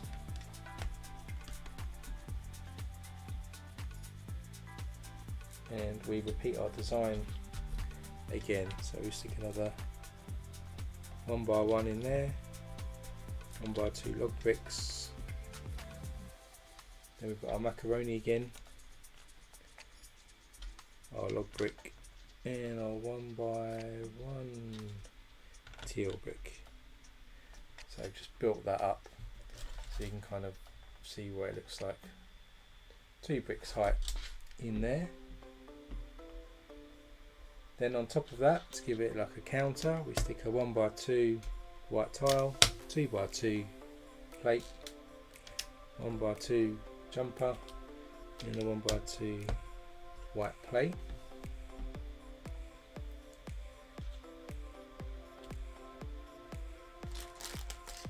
Then we've got our white macaroni and a quarter tile, another jumper on the ends, and a 1x1 tile. It's just the desk kiosk. Then onto the white plate here that we've stuck on, we'll stick a black plate on top and a double cheese wedge in dark bluish grey. Kind of gives us a teal cash register, something like that.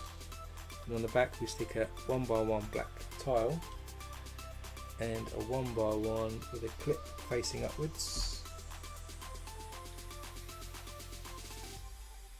Into the clip we actually get a minifigure suitcase and we clip that in to that clip, which gives us like the screen for the till, which is quite a cool use of a suitcase.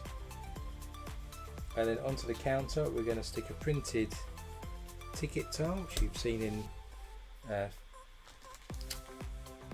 rides before. So we've done fairground rides, and we've got a 100 Lego dollar bill on the counter as well, so people can pay for their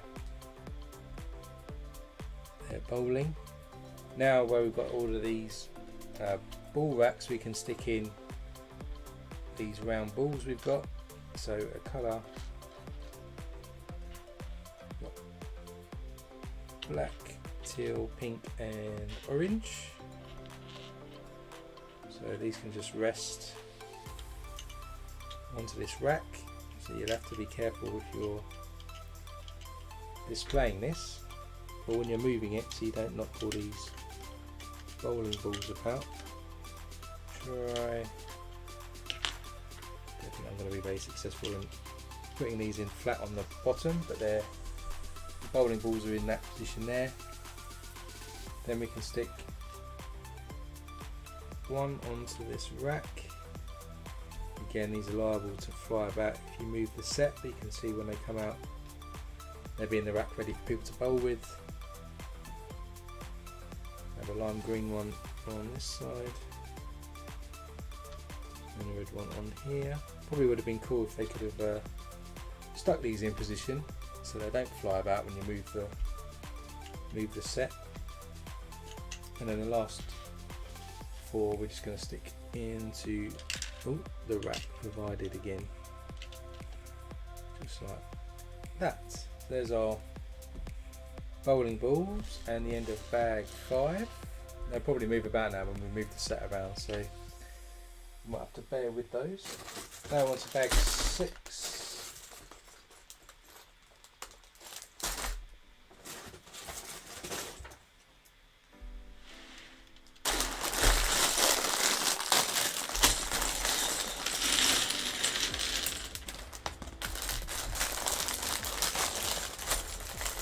So we might build the kitchen out a little bit in this one. There seems to be some metallic coloured things, some cupboards and some hot dogs. So I think we're going to be focusing on the kitchen with this bag.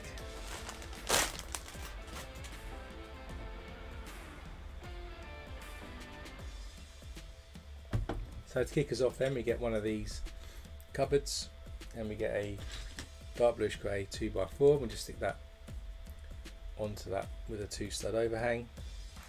Then we're going to stick another cupboard onto that, and then this time we'll stick a 2x6 plate into the bottom.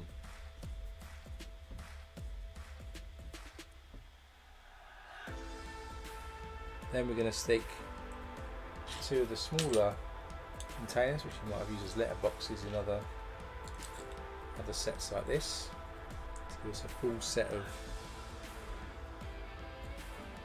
cupboards. Then what we're going to do is we're going to put the doors on. So this first one is a drawer set. These white drawers in. And the next one has got a trans blue door. There might be a fridge, might be an oven. See if I can push it on properly. So that goes in there.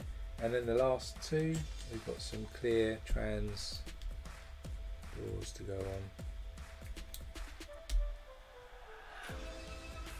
There's one. There's two. So we put the front doors on. Then we're going to cover the top. Then we'll stick one into the back.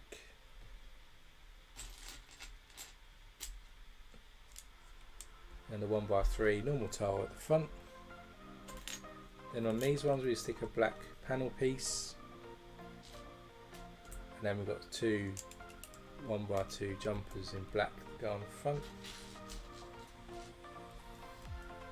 like that. Gives us the tops of the cookers, etc. Then we get a 1x2 green brick, and onto that we'll stick some black 1x1 clips on top next to each other, and then just in front of that on the other studs we're going to stick these two trans clear mug pieces. There's the other mug. There it is. So that just goes on the front like that.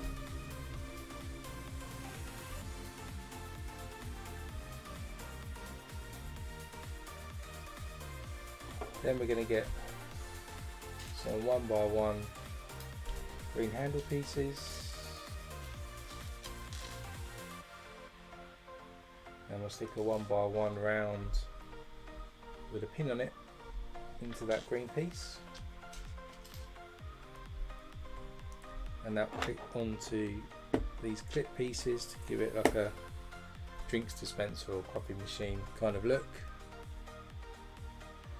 Then next to this on the counter we've got a milk carton printed piece and an orange juice printed piece. We saw some of these in Sesame Street. And then we'll put a white cheese wedge on top of each of these.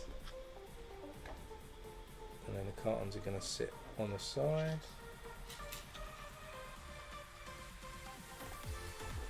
Next to each other like this.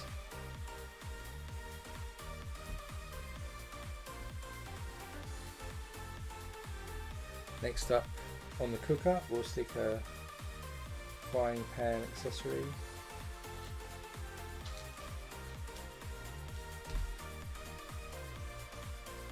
Onto there, and into the frying pan we're going to stick a printed 1x1 round egg piece like so. That can then move to the back. That's going to sit in to the cap we've got there. So just push that all the way down. So that's forming the back of the kitchen there. Then we've got a green rubbish sack piece that goes over in the corner. Again, there's no studs to fix that into position, so it's liable to slide around. This is probably my only criticism of this set so far, is you've got the balls that can move around, this egg can fall out, and this garbage set can move if you do move the set, which of course we're going to because we need to move it. And I'll just put that to the side a minute, and we're going to build the front counter area basically, which is going to go across here, serving hatch for the chef. So to do that we start with a 1x6. We've got two arch pieces, and we've got a 1x2, and we start with the corner plate just going on to the end of the 1x6, and then we'll stick these arch pieces into that like this to connect them together.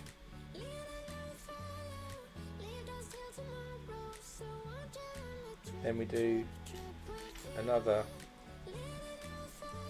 plate going into there, facing this way this time, and another arch piece, another 2 arch pieces in fact to go underneath. So we've got something like this at the moment.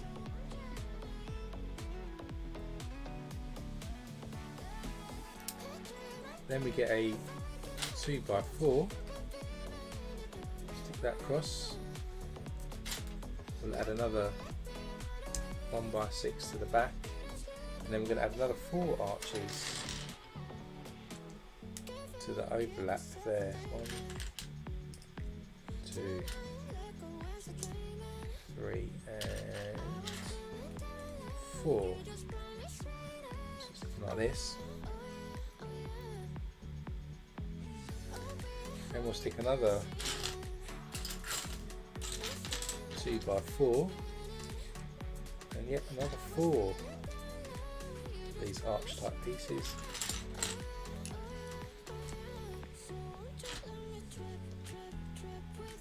And one more goes into there. So we've got all of this formed together.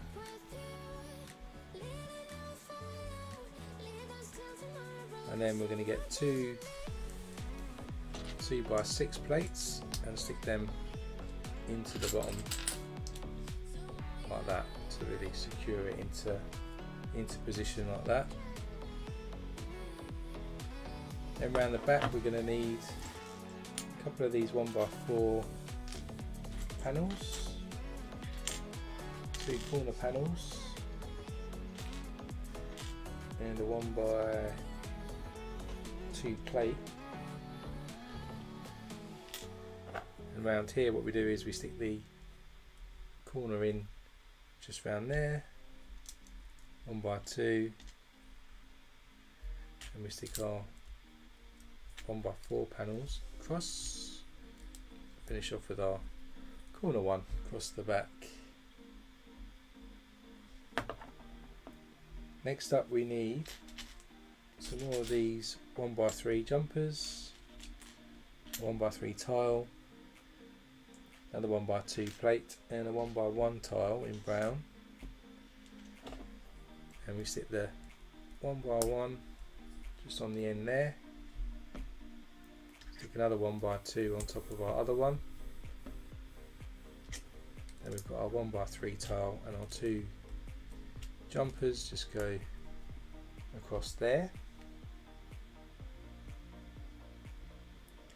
Then we're going to cover the sort of front counter, which is this bit here, and we're going to do that in white. So we've got 2 1x6s and a 1x4, white 1x2 plate and a 1x2 tile. So the 1x6s just go straight across the front here, and a 1x2 and our 1x2 plate and our 1x4 tile which goes on the front. Then in the back here we're going to stick one of these panel pieces, kind of making a sink or something similar in there, and we'll put 2 grey tap pieces just on there and next to it. I think this is like a sink that gives us that look.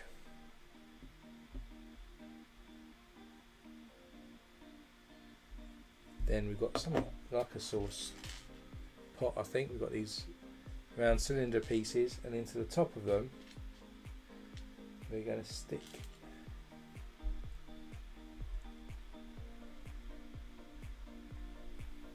these clear pieces here, which I don't know the names of, but we do that into both of these, so it looks like it might be a sort of a sauce dispenser or something similar, or maybe a drink even. Could be a drink, could be a shake, so they go on over there. Then we're going to make our hot dogs. So our hot dogs come on these round tiles with a pin on. Then of course have the standard issue hot dog bun in the tan colour, goes on top. And then we've got our standard red sausages that go into the hot dog. and these go next to our drinks.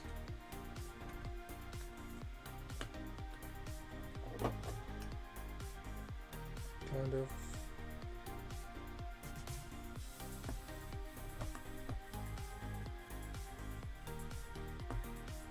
Just like that. So now we've got our hot dogs and drinks ready.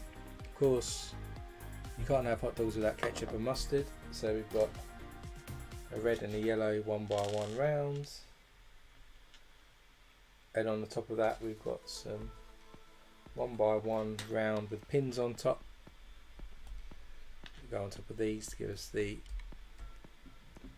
dispensers, and they go on these on this panel here, so people can put their own sauce on. Then we're going to have to build some columns. So we've got these, we've got 4 of these 1x1 by 3s, I think. 1, 2, 3. There's the 4th one. There it is. And we're going to stick these into the gaps on the counter here. So we've got 1 at each end, and then 2 next to each other in the middle. Gives us the separate kind of hatches at the front for us to serve from. Then cross that to connect them together. We get some 1x6s in black. 2 of those. There's our little serving hatches now coming together. And then on top of those, to give us like a little sort of awning, we've got these wedge pieces. Just go on top, try and do it without slipping everywhere because there's not much area. So that gives us a little hatch with some canopy going above it. And now that in place, if we bring back in the model where we've got this gap here with these studs, this is where the serving hatch is going to hopefully push into. So that's that in place. So if I just tilt this, and all the balls of course will go everywhere now, but there's our serving hatch there. I think I might have to live with some loose balls while I'm building this if I keep tilting it up. So that's the serving hatch. We'll make some tables now for people to sit at, and so we'll make 3 of these. So we start with silver dish, and into that we'll stick silver cone. So 3 of these,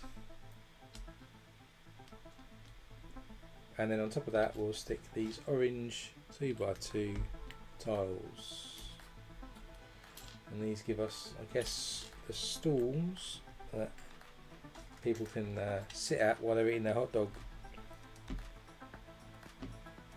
And they're going to go, if we bring back in the model, just in front here we've got some jumper tiles, and we can just stick these onto those jumper tiles now. So we've got some little stalls and seating area for people at the front. Next up we've got some windows, so 2 windows, 2 window inserts need to go in. Then we need a 1x6 tan brick, and these windows are going to go in at the front here, so we stick the 1x6 brick in first, then 2 windows next to each other. Then we're going to do another one of these 1x1s, tan and dark tan stuck together. I think it's just giving us a look of a dilapidated building a little bit, so that goes next to the window. We need a 1x4, 1x2 and a 1x1 in tan. We'll stick the 1x2 on first, then a 1x4 and a 1x1. Then we're doing another dodgy brick. This time the dark tan goes in the middle. Goes in next. We have a 1x3 and a dark tan masonry brick. Put the masonry brick next to that dodgy brick and then a 1x3 goes in then. Then we're going to get a 1x1 with a stud on the side, and we'll stick a leaf in the stud on the side. So maybe we've got some like ivy growing up on the outside perhaps. Ooh. Stick another leaf on top of that leaf downwards, and then we'll stick a pink flower into the middle, and then we'll stick that onto the outside as well, so the plant is on the outside. Then we've got a 1x8 and a 1x4, and we just continue along this side. So we start with a 1x4, then the 1x8 goes right to the end of that wall. Then we've got two 1x1s, they go next to the back door either side.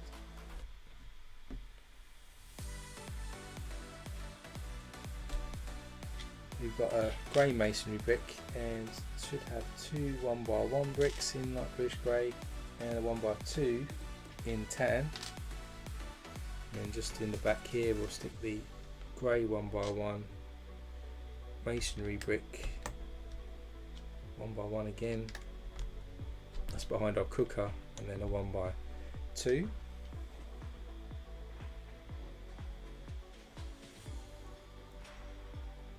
Then we're going to build like a gas piece, I think. So we start with another 1x1 with a stud on the side.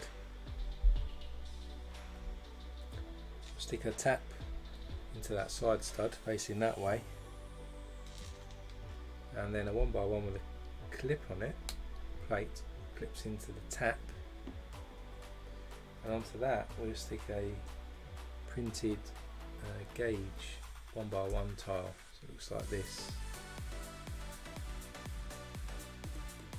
That then sticks at the back here, outward facing, to the back alleyway. Then we have another 1x1 tan that goes next to that brick.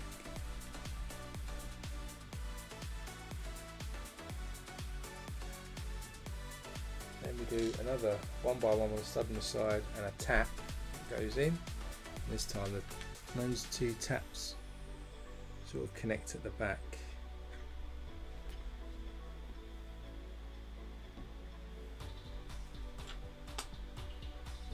Then we're back to 1x8, 1x3, 1x2, another 1x1, just continuing the wall at the back. So it's a 1x1 there, 1x8 comes on the internal side. We have a 1x3, a 1x2 goes at the end of the kitchen.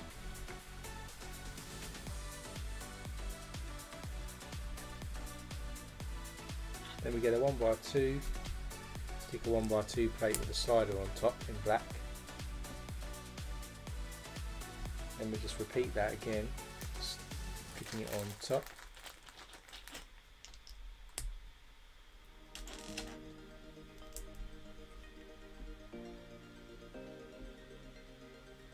And that goes outward facing on top of the other slider we already had.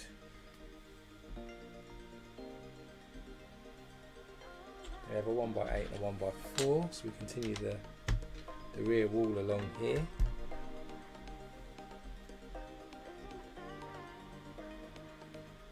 Another couple of 1x8s then. Just continuing down by the bowling lanes. And another one into the corner, and we stick a 1x3 right over here this time. Then we have another 1x1 stud on the side. We're going to stick another plant piece on the outside here.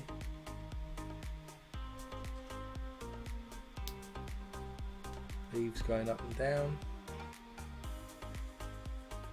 No flower this time, it goes on the end.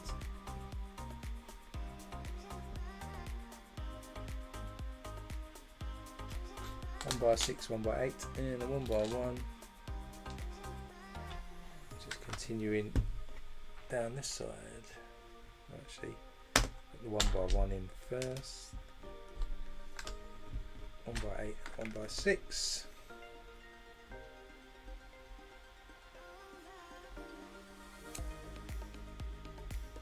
Then it's another couple of plates together. Let's give us this dilapidated look. Goes on the ends.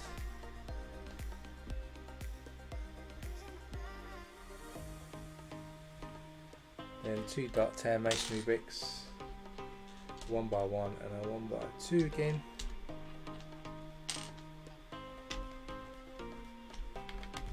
Just comes around this corner.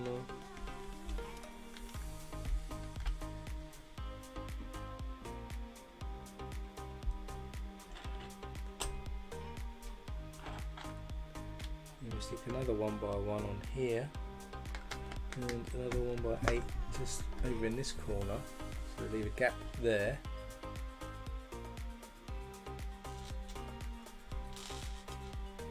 Do another one of these bricks with the dark tan in the middle this time. Stick that on the ends.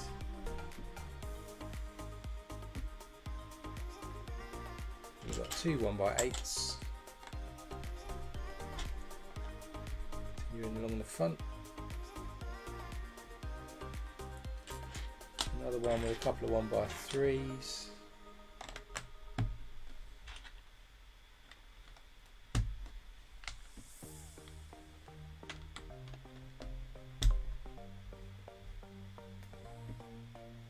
Okay, not there, up here. Leave 2 stud gap here and just put some 1x3s on top. And another couple of 1x8s and the 1x1. And just go across here to level this up.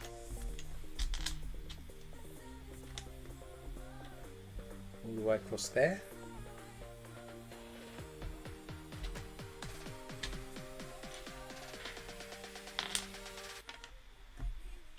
And then we leave another couple of stud gaps across here as well, probably the room for some windows or something similar.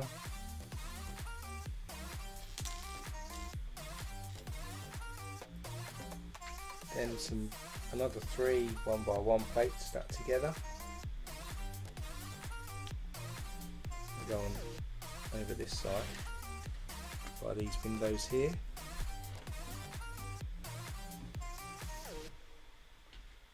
And a 1x2 and a 1x3 just comes over this side of the door.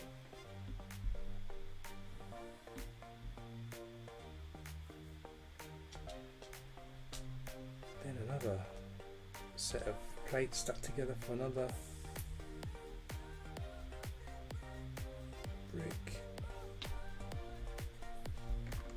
Goes in the front corner down here.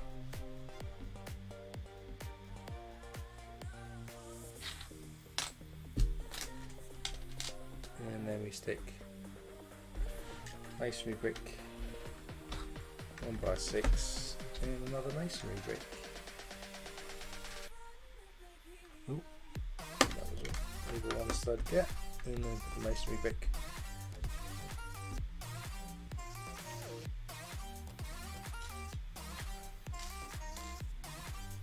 Then another set of plates together.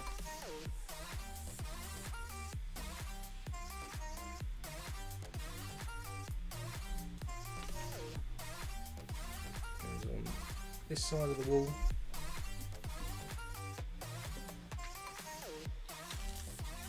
And we have a 1x2. Then we've got another one of these 1x1 with studs and some more foliage going on the outside. Leaf up, leaf down.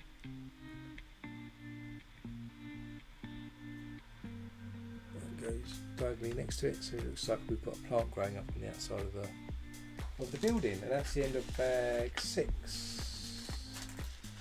So let's crack open bag 7, where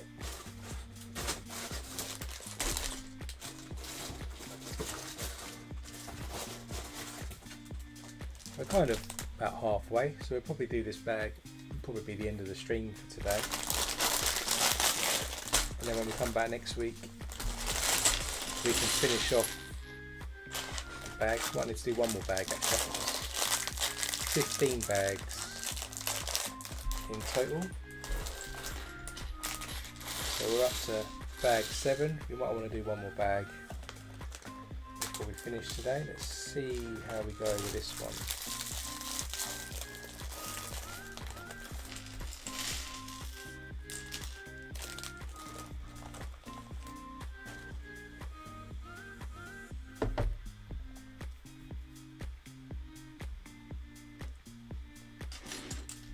So we're continuing down this side of the wall by the look of it with a 1x6 and a 1x2. So we just stick the 1x2 next to the plant we just stuck in, leave a 2 stud gap, stick the 1x6 in,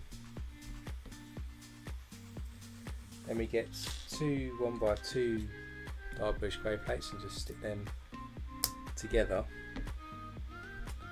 And into the bottom of that we've got some 1x1s with some clips on. Stick those together, stick those outward facing again, so line up to the ones we did earlier.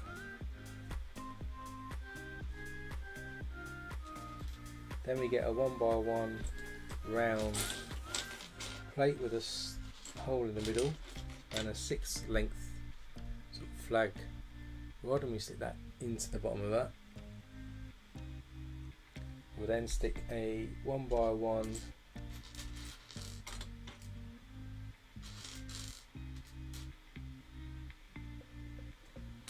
with a thick ring into the top like this, and then onto that we'll stick a printed tile similar to what we did earlier with a gauge printed on it.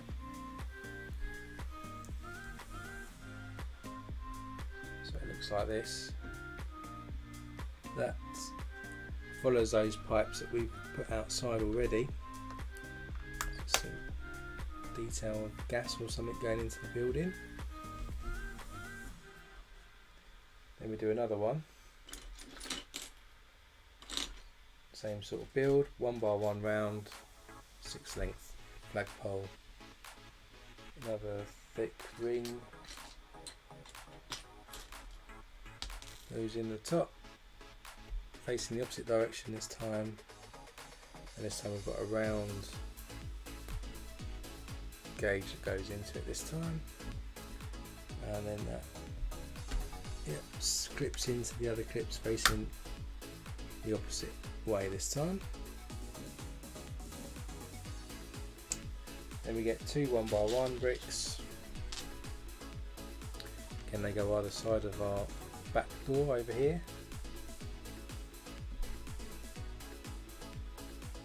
And another one, and then 2 grey masonry bricks just to go behind our cooker space again.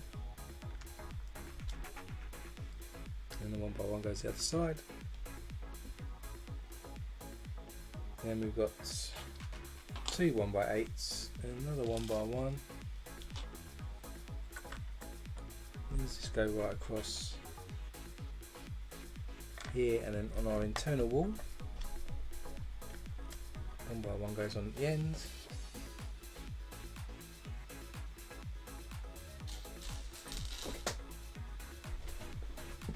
Try not to throw a black candle on the floor.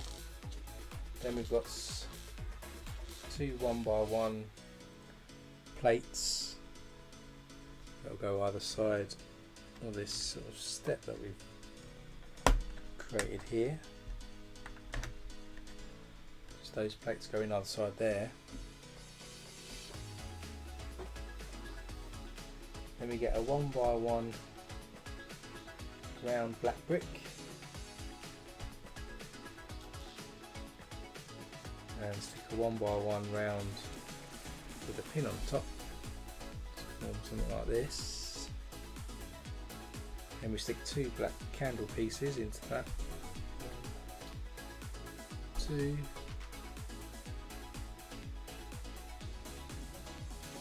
We'll stick 2 1x1s with clips stuck on top of each other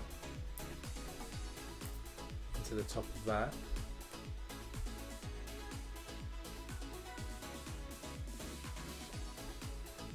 We've got to do that twice.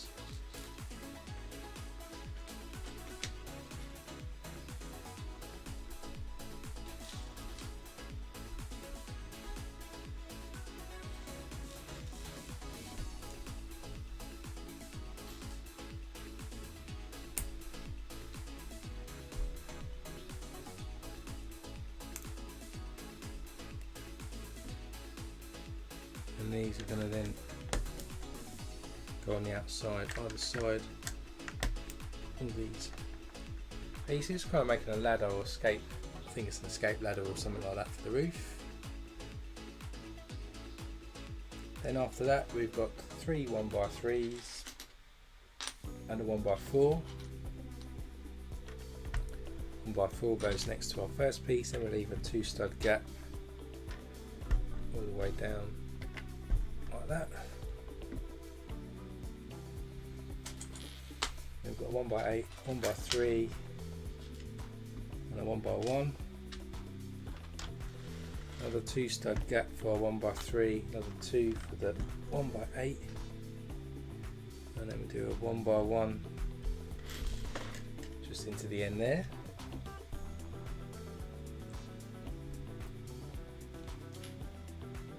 And we've got another 1x1 with a stud on the side for the foliage again.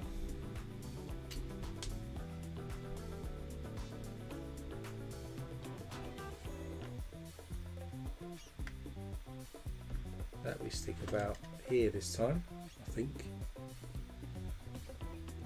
A bit hard to see the exact stud location, but I think it's about there.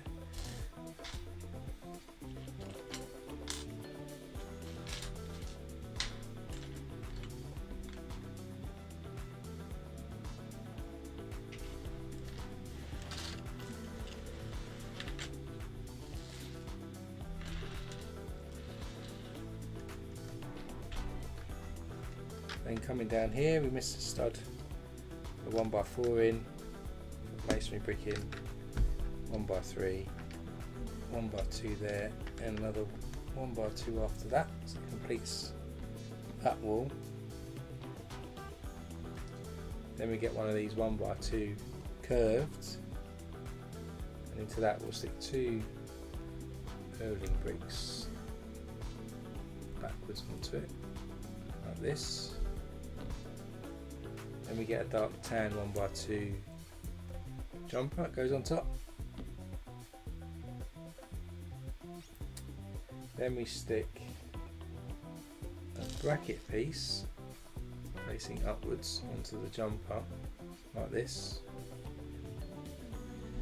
and a transparent 1x1 yellow plate, and onto that we'll stick a semicircle piece like this to give us this light.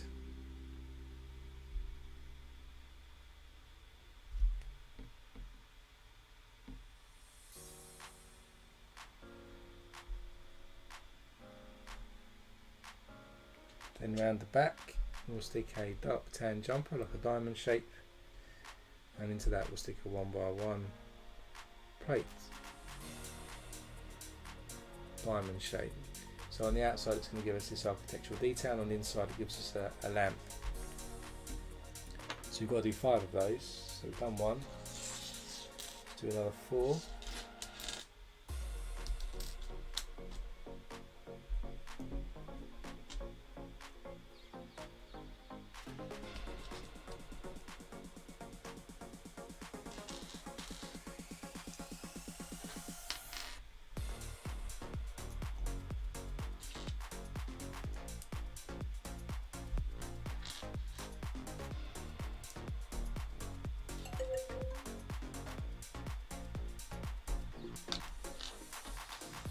Like that, and then we can stick our 1x2 jumpers in dark tan onto that.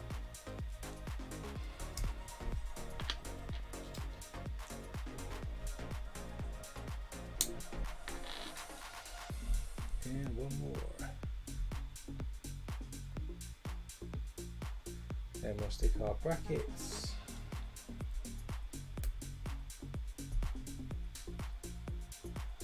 And our yellow plate, and then we'll top that off with the semicircle that gives us the lamp.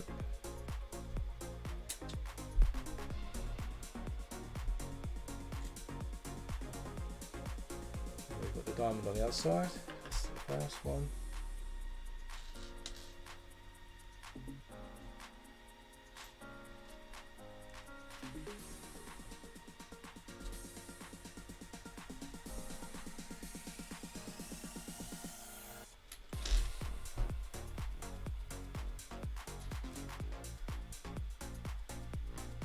There's another one, and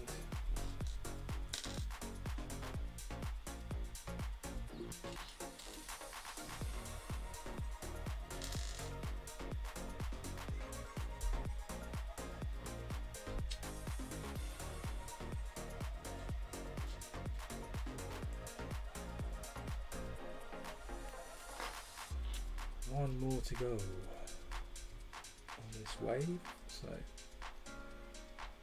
do the lights, semicircle,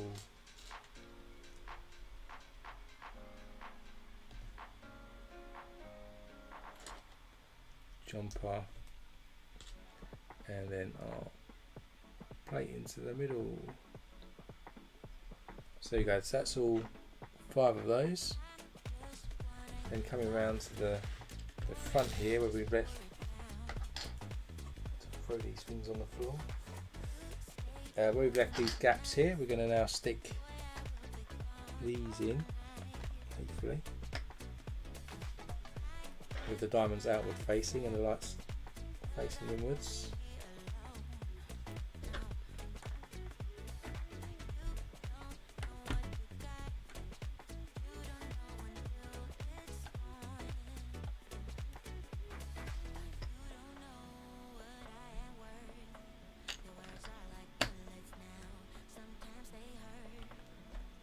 And one more.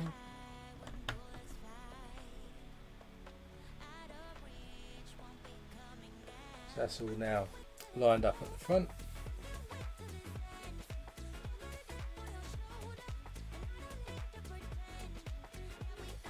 And then we do another 5, exactly the same,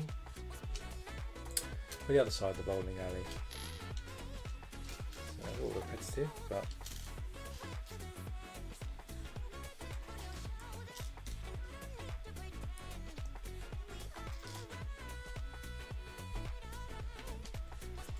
the early bricks on.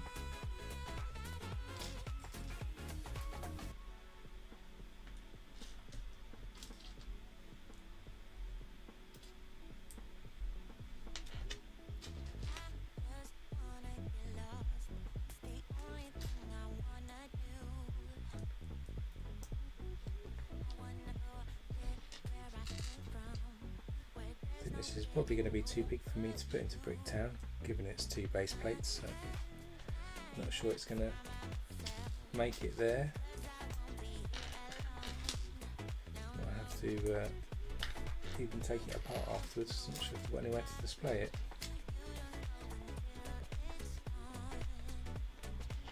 Let's put these jumper tiles now on the front of the early bricks. And we can stick our bracket pieces.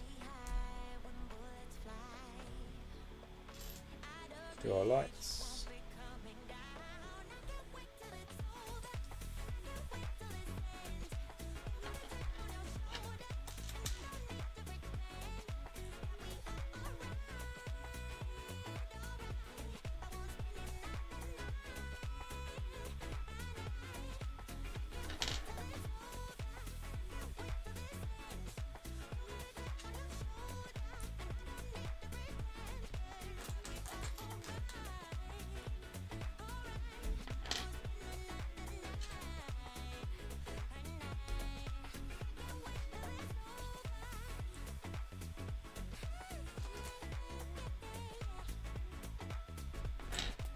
our last light, and then we've got to do the diamonds on the back.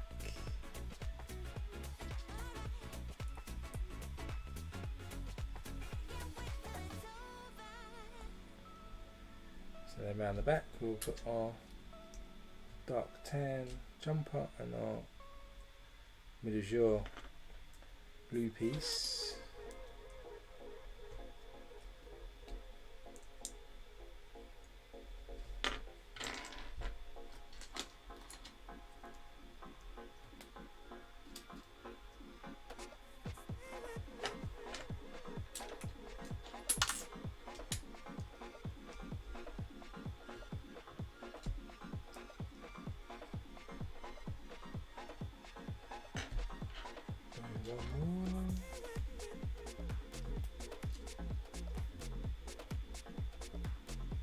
Right, so they're all done now. I'll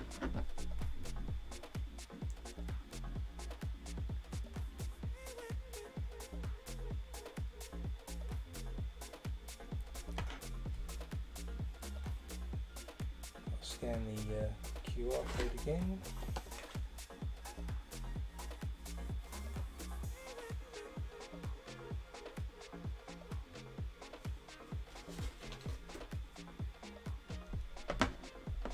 And so what we're going to do while that's downloading again,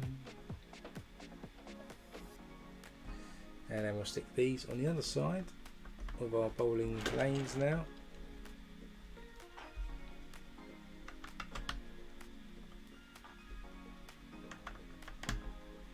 All the way across here.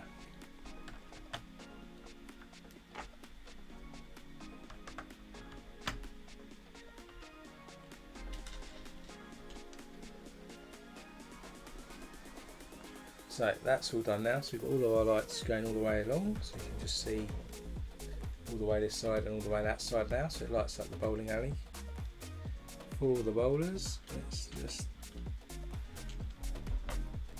waiting for the instructions to download again because I allowed it to time out. Didn't save it for me.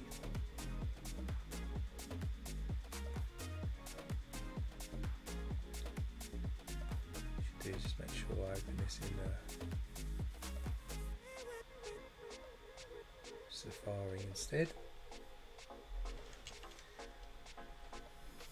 Then we'll probably be finishing off some more wall height once we get the instructions loaded up again, and then we'll probably be actually about time for today, so we'll probably finish after this bag, and then you can join me next weekend when we'll finish off the rest of the build, providing it decides to load up, of course.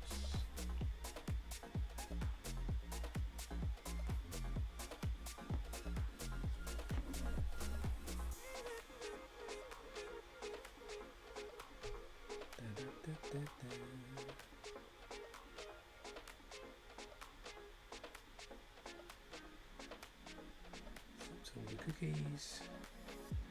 139 megabytes. It should load pretty quick, but of course it's taking its time.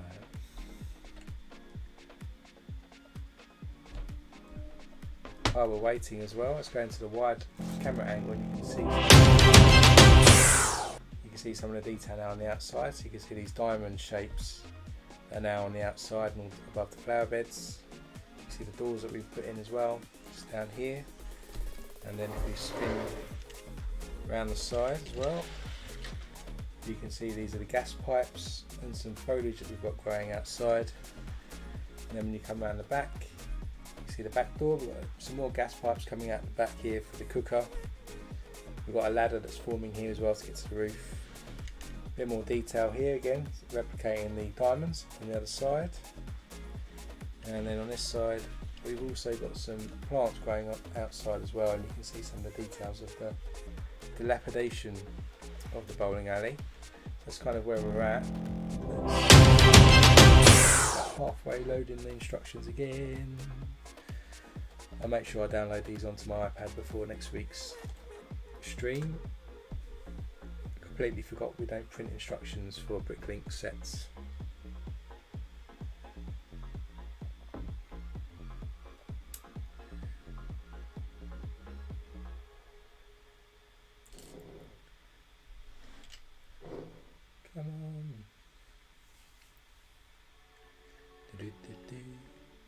we're waiting, if you're watching this, don't forget to like this stream so that other people get to see it pop up on their suggested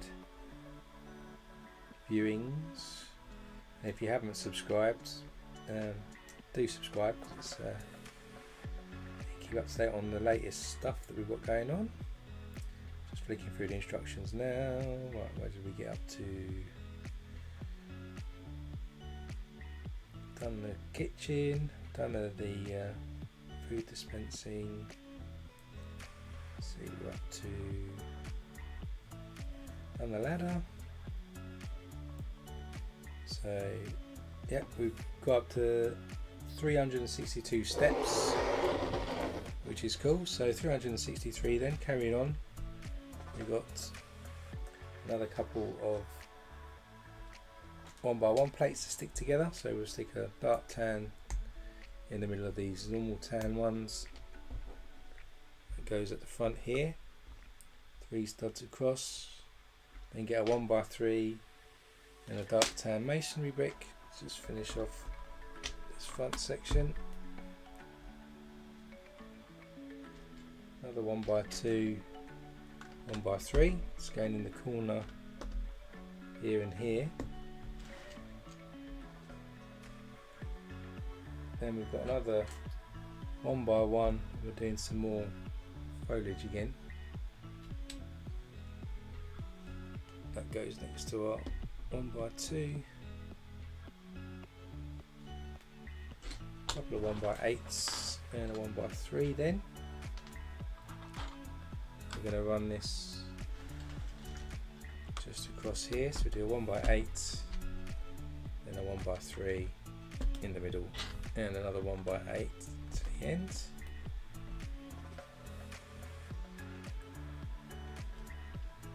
And again, either side of the back door, we stick some 1x1s next to each other.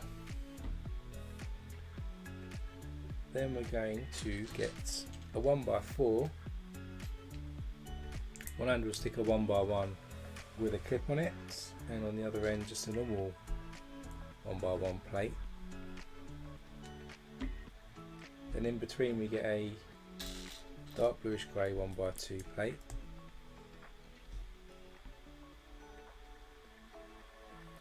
Then we stick a 2x4 plate on top.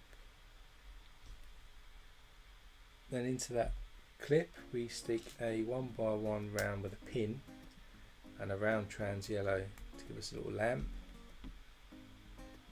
outside light, and that goes above where our cooker is kind of sitting in the kitchen.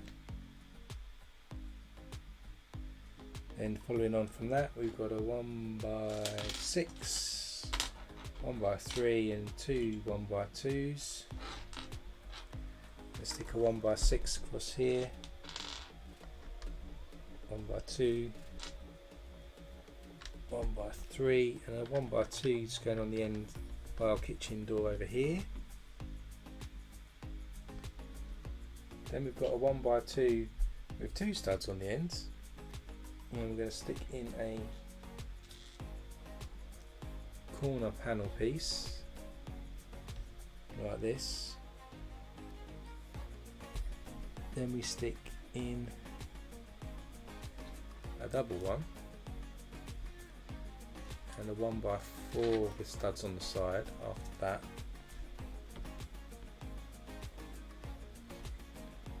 Then we stick another double one and a single one at the end. Gives all these sort of compartments here. And then we get some 1x1 plates and a 1x1 tile twice. So we get 4 of these and stick them on top of each other. Again, this is not going to be held in place. Instructions say just to rest them on here like a shelf, I think. So these are like shoes, I guess, and that's going to go across the back here. Again, I'd really rather these were fixed with studs, because as soon as you move it, all that's going to fall out as well. So that's not great. But now we've got some I guess they're bowling shoes that would be there. Then we've got a 1x8 and a 1x2. So just continuing down this side of the wall here, at the back. And another two 1x8s to go across.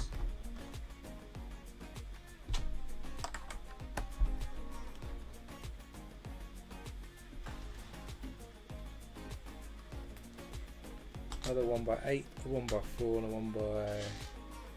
1x2.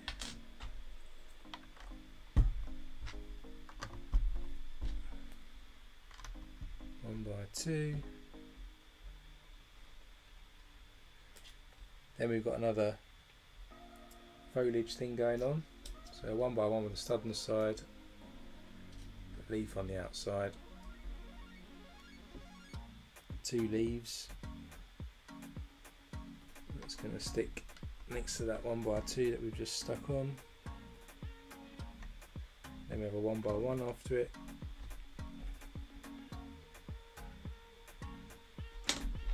And it's a 1x8, 1x3 and a 1x4. 1x3 goes at the ends. And a 1x8 here, and a 1x4 comes around the front. A couple more 1x8s just running along the front of the building.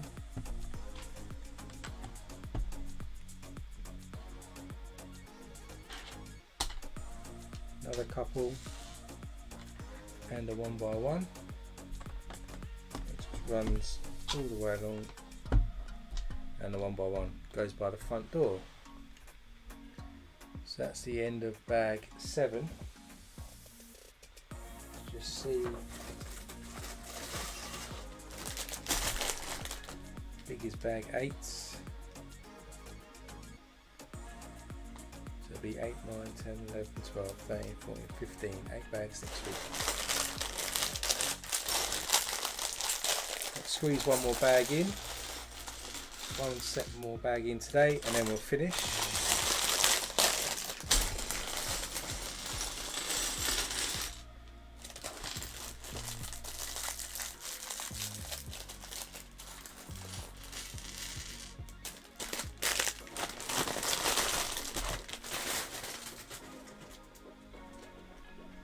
So, start bag 8 then. We're going to do a couple more of these plate bricks.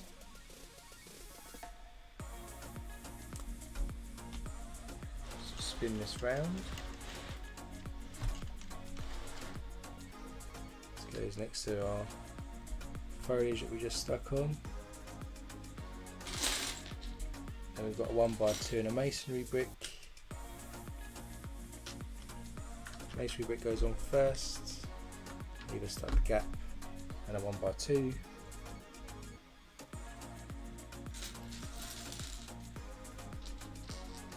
Then we do another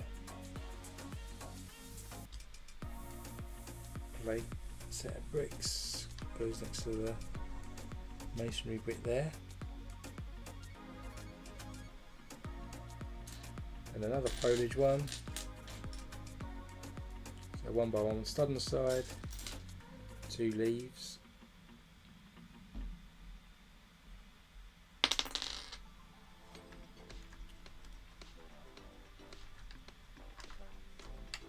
goes into the other gap that we have.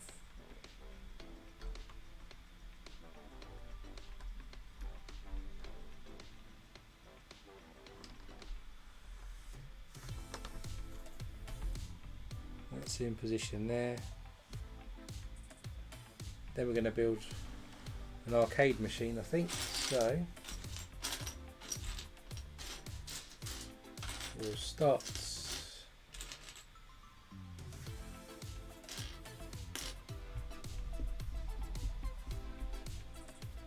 with one of these bracket pieces, which I can't find.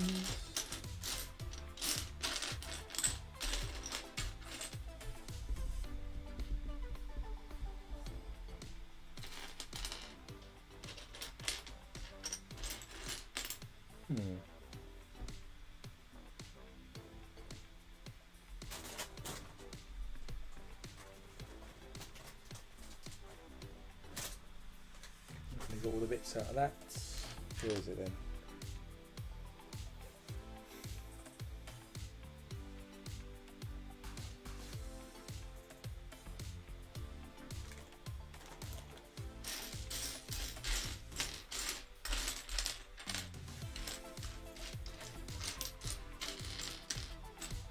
Oh, there it is. So we start with one of these bracket pieces like this, and then we're going to stick some 1x2 plates in black either side on the front and on the back.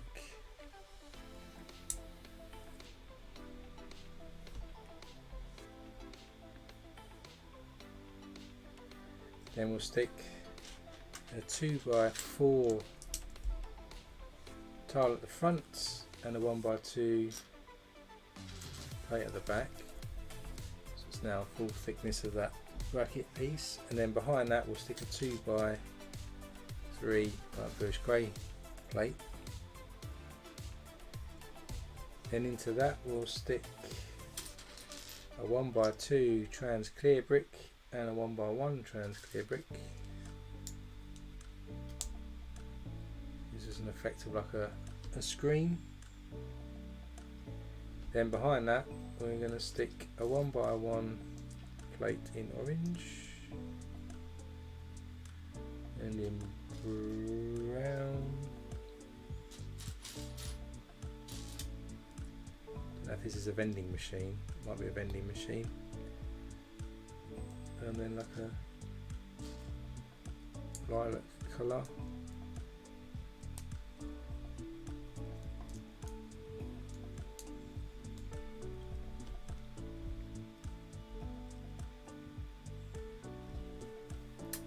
Then we've got a red into the lilac one, a tan colour I think, and a coral colour.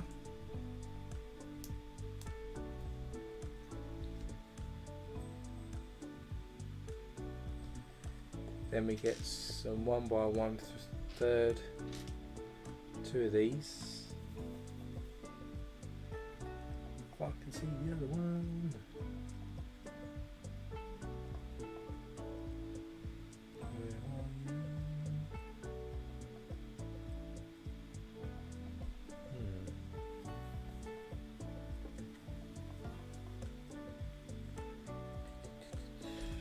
Stick those together, and then now stick into the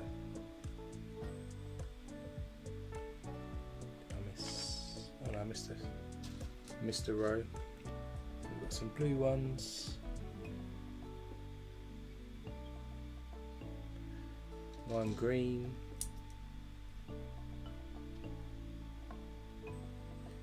and another blue colour.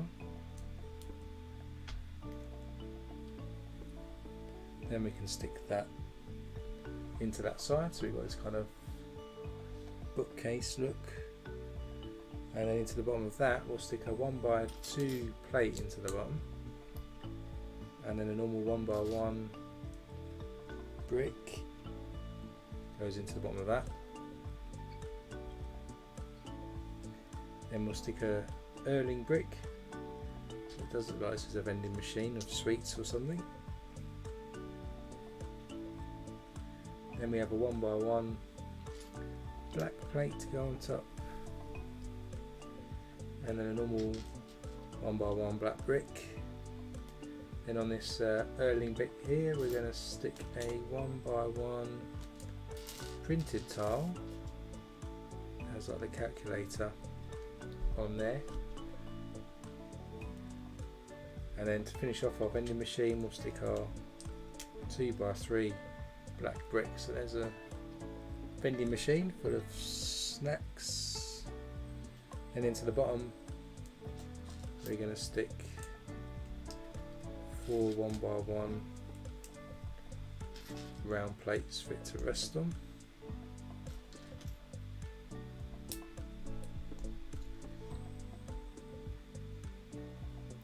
And then that's going to sit, if you see here there's a 1x1 plate so that we can stick the legs of that in as you come into the entranceway. There's a vending machine just behind it.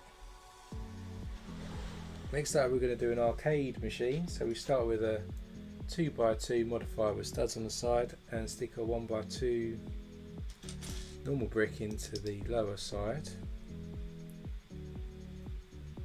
Then we stick a 1x2 plate on top of that 1x2 brick, and this time we've got some 1x1s with 2 studs sort of on each corner, so we'll just stick that in like this, and on top of that we then stick these 1x2 and 1/3 double row of studs back to back.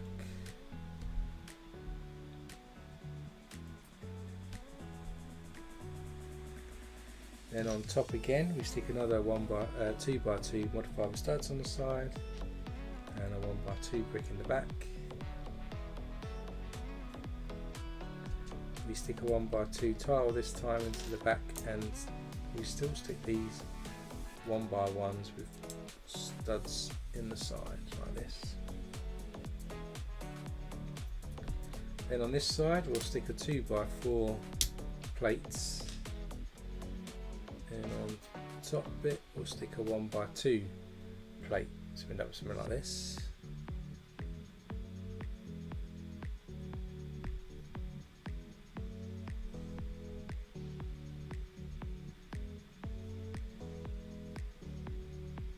Then we're going to stick a 1x2 normal brick into the bottom, a 1x2 plate above that, and a double cheese wedge in black at the top facing downwards. Then it's another 1x2 plate on the existing one, and we stick this curved tile into the middle there. Underneath that we stick a hinge piece in black coming out from underneath.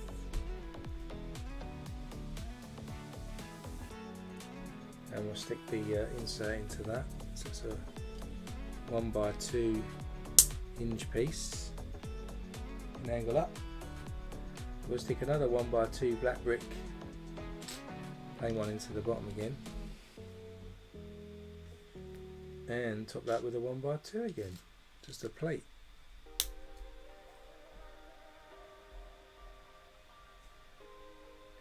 Then we've got 2 brackets, upward facing and downward facing.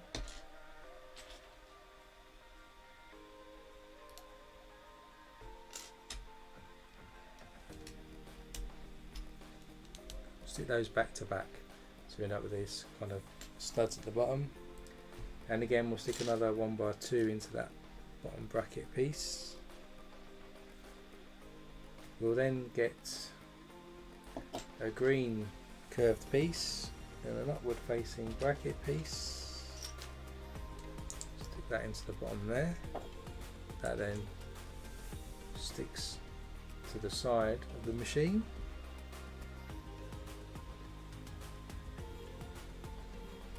Then off of that we're going to get a green 1x1, and we'll stick an Erling into it.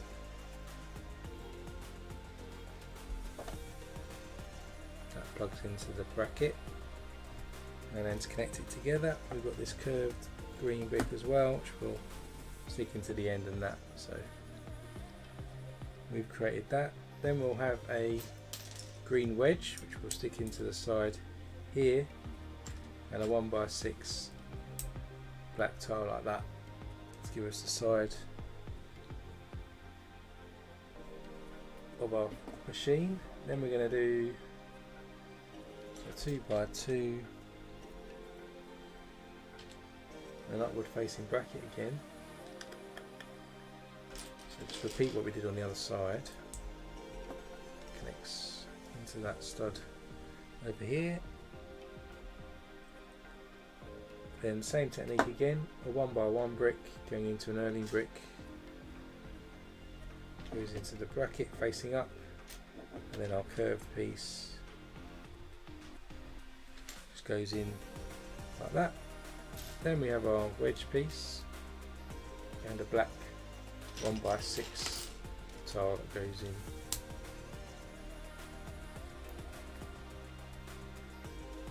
Then on the front, to give us some detail, we've got a bullion bar in silver, goes underneath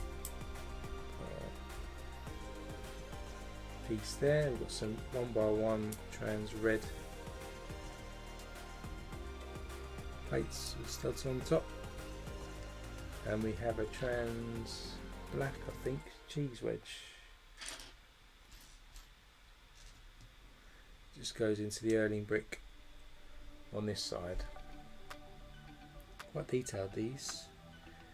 Then at the back here we're going to stick a 1x2 with a slider in black on, and onto our sort of turntable we've got a gauge printed 1x1 round piece. It's going to be like the speedometer, because this is like a car racing game. Then we'll stick a red 1x2 trans clear on there, and a steering wheel. It's going to go next to the gauge over here. As you see, the drives. Perhaps it's in lighter trans colour. I don't think so. I think that's the right one. Then we're going to put a car seat, a normal seat, standard issue minifigure seat in there, and then over onto the other Erling on the other side we've got an antenna lever for a gear stick, so it looks like there's a driving game. That's our driving game arcade machine there.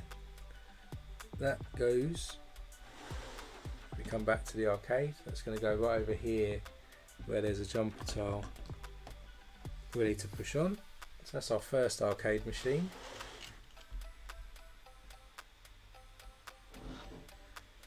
Our next one, 2x2 modified again, with a 1x2 brick in the back. Starts off very similar with these 1x1s with corner studs again, and the 1x2 plate at the back.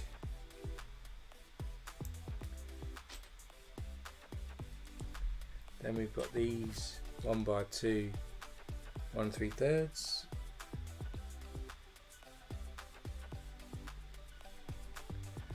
We then have a 2x2 studs on the side and a 1x2 brick going in the top.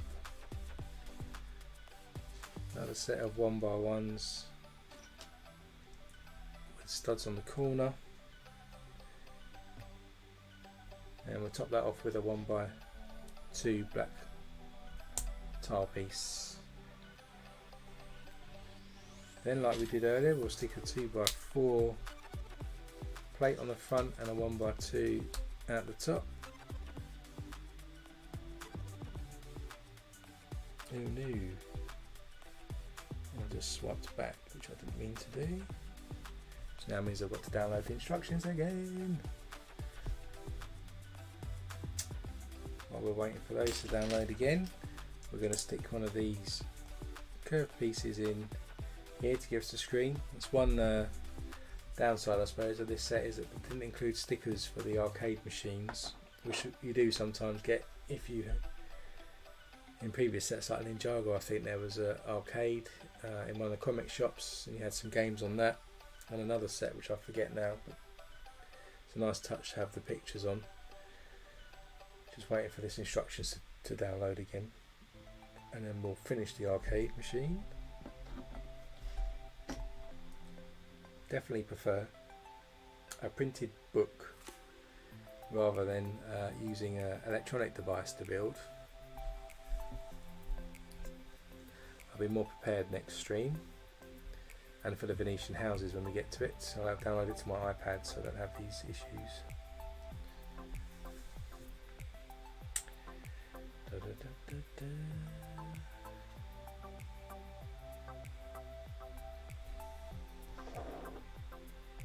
This is going to be a standard blue coloured arcade machines. It's not going to be a driving machine this time. And then I think we'll have a red arcade machine to finish off the arcades.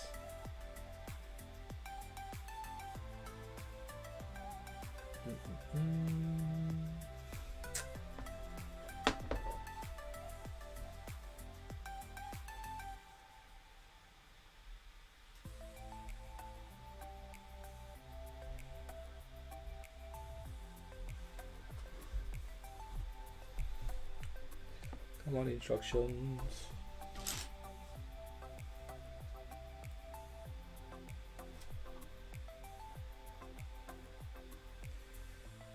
Come on. Oh, right, it knows it has to download it all again. Can't just load it from cache.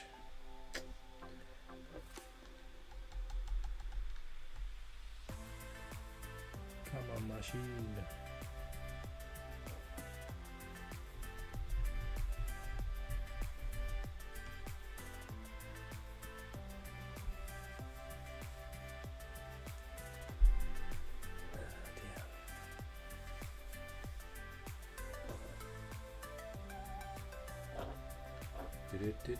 There's a shooting game in this one as well, I think, 'cause there's a gun included in this set, so there'll probably be an arcade shooting game.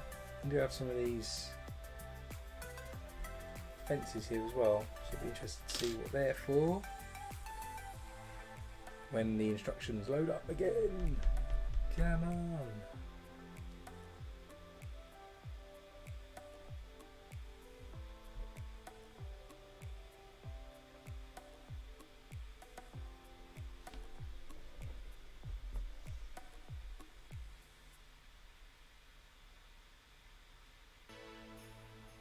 I think Amazon AWS would be a lot quicker, or my internet connection.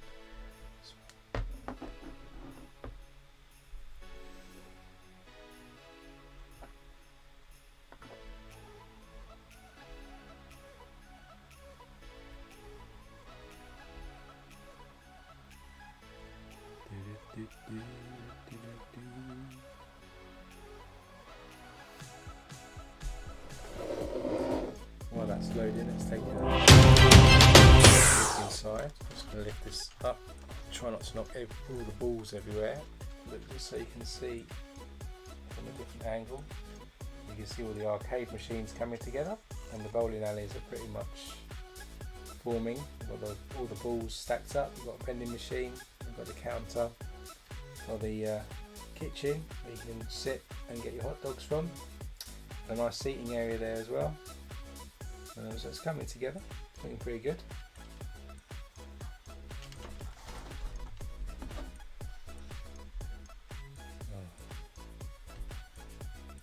You had a nightmare.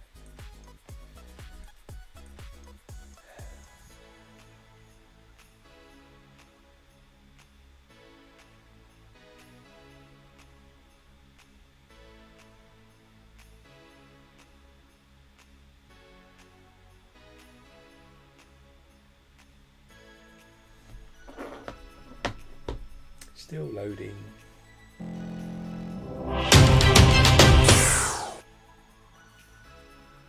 I'd stop the stream, but I'm so close to finishing this bag, I kind of want to get the bag finished before we finish for today.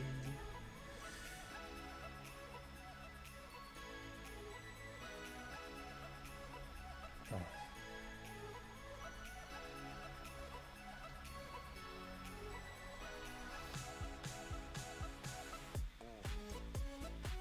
Some movement on the loading bar, nearly there. Come on, you can do it.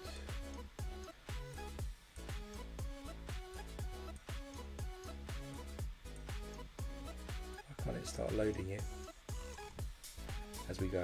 Just have to wait till the whole thing's downloaded before it displays. Oof.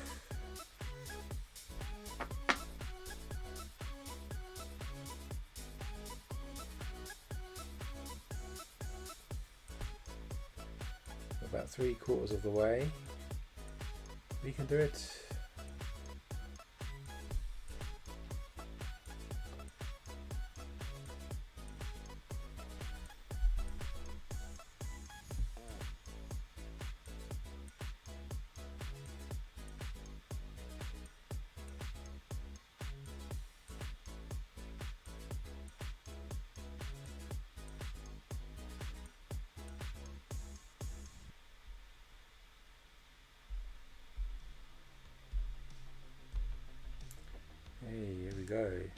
let's flick through.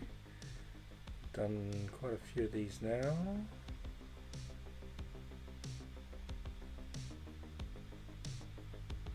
Let's get to the arcade machine. So we are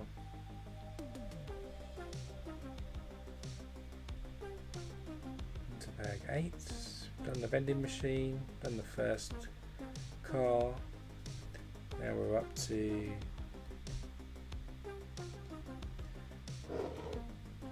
this one, put that on. So we put a double cheese wedge in black at the top here, and a 2x3 black plate onto there. We've stuck the screen on already. Then we do a 2x2 plate onto the bottom bit there. Then we've got a 1x2 with a slider, goes just above our screen there, and we've got a 1x2 black tile onto the bottom. Then we start to add some colour. So on this side we'll stick a 1x6 in blue. We've got a 2x3 goes in the bottom part here, and then a usual wedge in blue goes on the side. Do the same on the other side.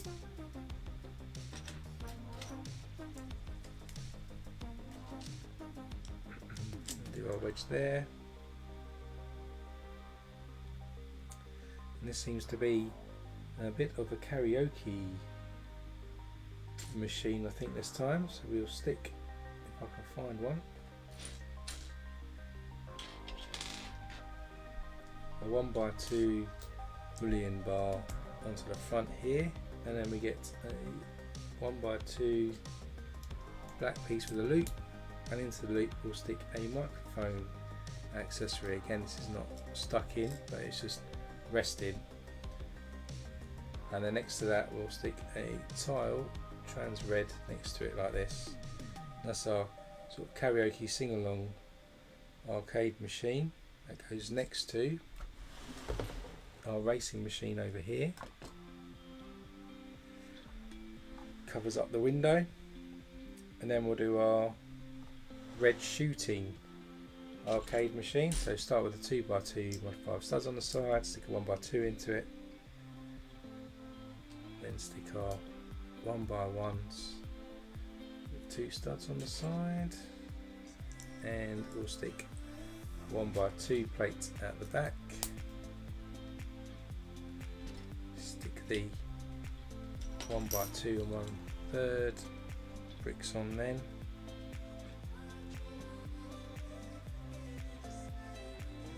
Then we'll stick another 2x2 with studs on the side and a 1x2 in the back. This is very samey. Stick a black tile on the top, and we'll stick another set of these 1x1s with studs on the corner. Then on the front, a 2x4 plate and another 1x2 plate on the top.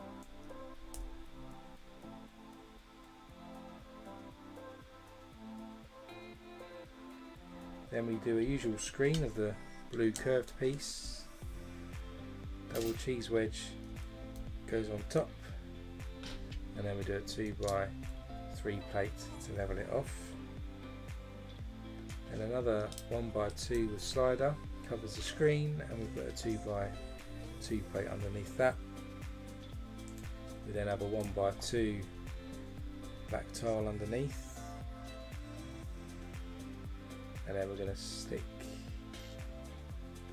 another boolean piece onto the front there, and 2 1x1s with thick rings facing outwards, which gives us like the holster for some guns. There's one, there's the other one. Then we'll cover that up with a black 1x2 tile.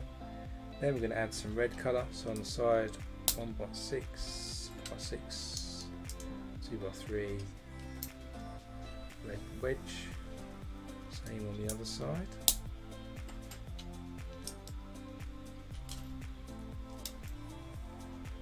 Gives us this red look. And then we can stick our guns in, so we're going to stick those into the thick ring pieces. I'll shoot them up, and then that's going to go, this is our shoot 'em up arcade machine, and that's going to go on our last jumper next to that karaoke machine. So now you can see all of our arcade machines are in position there.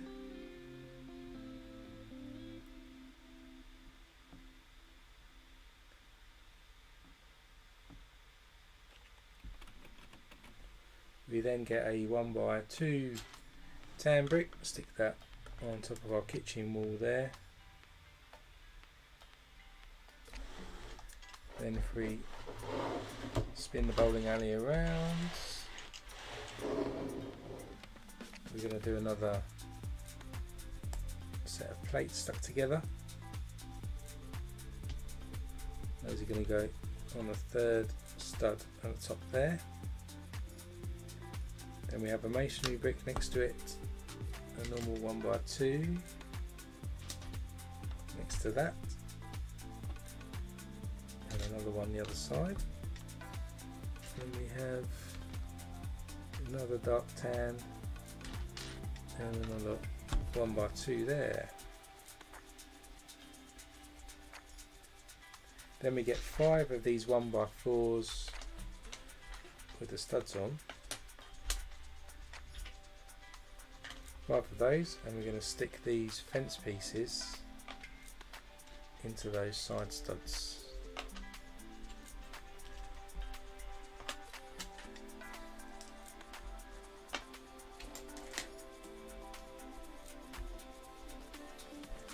They then go above the diamonds that we've got on the outside of the building, all the way along there. There's a 1 stud gap in between each one. Then moving along to sort of the doorway, we need a 1x4, 1x6, and then we've got this 1x8 with a slider effect on. We stick the 1x4 on there, 1x6 the other side of the door, and then the slider goes on our 2 doorways. Then we get another 1x4 with studs on the side, and this time we stick one of these teal curved pieces. That goes above our window to give us a little cover or an awning on it. Then we've got 2 1x3s, they just finish off over here in our corner on each side. We've got another 1x1 with a stud on to give us some foliage again on the outside. It does have a pink flower in this one, and that's going to stick after our 1x3.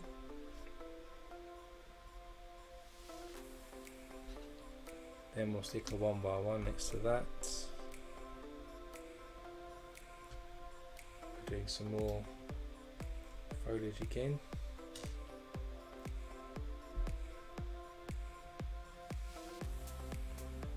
Goes next on the wall,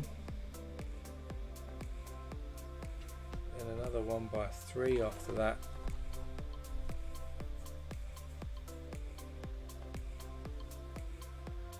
And then we'll build another plate based brick with a dark tan one in the middle, so that's sandwich. Goes on the end. We've got 1x6 in the masonry brick, on first, and then the 1x6. Then we're going to build a little holder for the our broom, so it's a normal 1x1 plate, then one with a clip in grey, and then another one on top of that. We'll clip the broom into that. and then that was going to stick at the ends. That's in the kitchen near the garbage.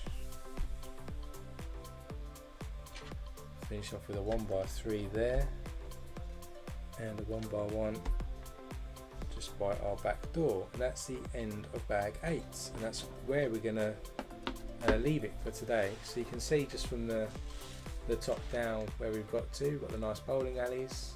Haven't finished all of this section off here yet.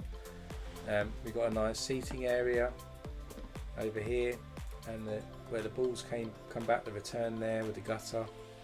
Balls have got some racks there. We've got a little computer system to control the scoring. You can hire your trainers from over here, pay for your games. We have a kitchen area over here for the hot dogs, places to cook. You can sit here. Our 3 arcade machines, a vending machine, and then details on the outside. So just to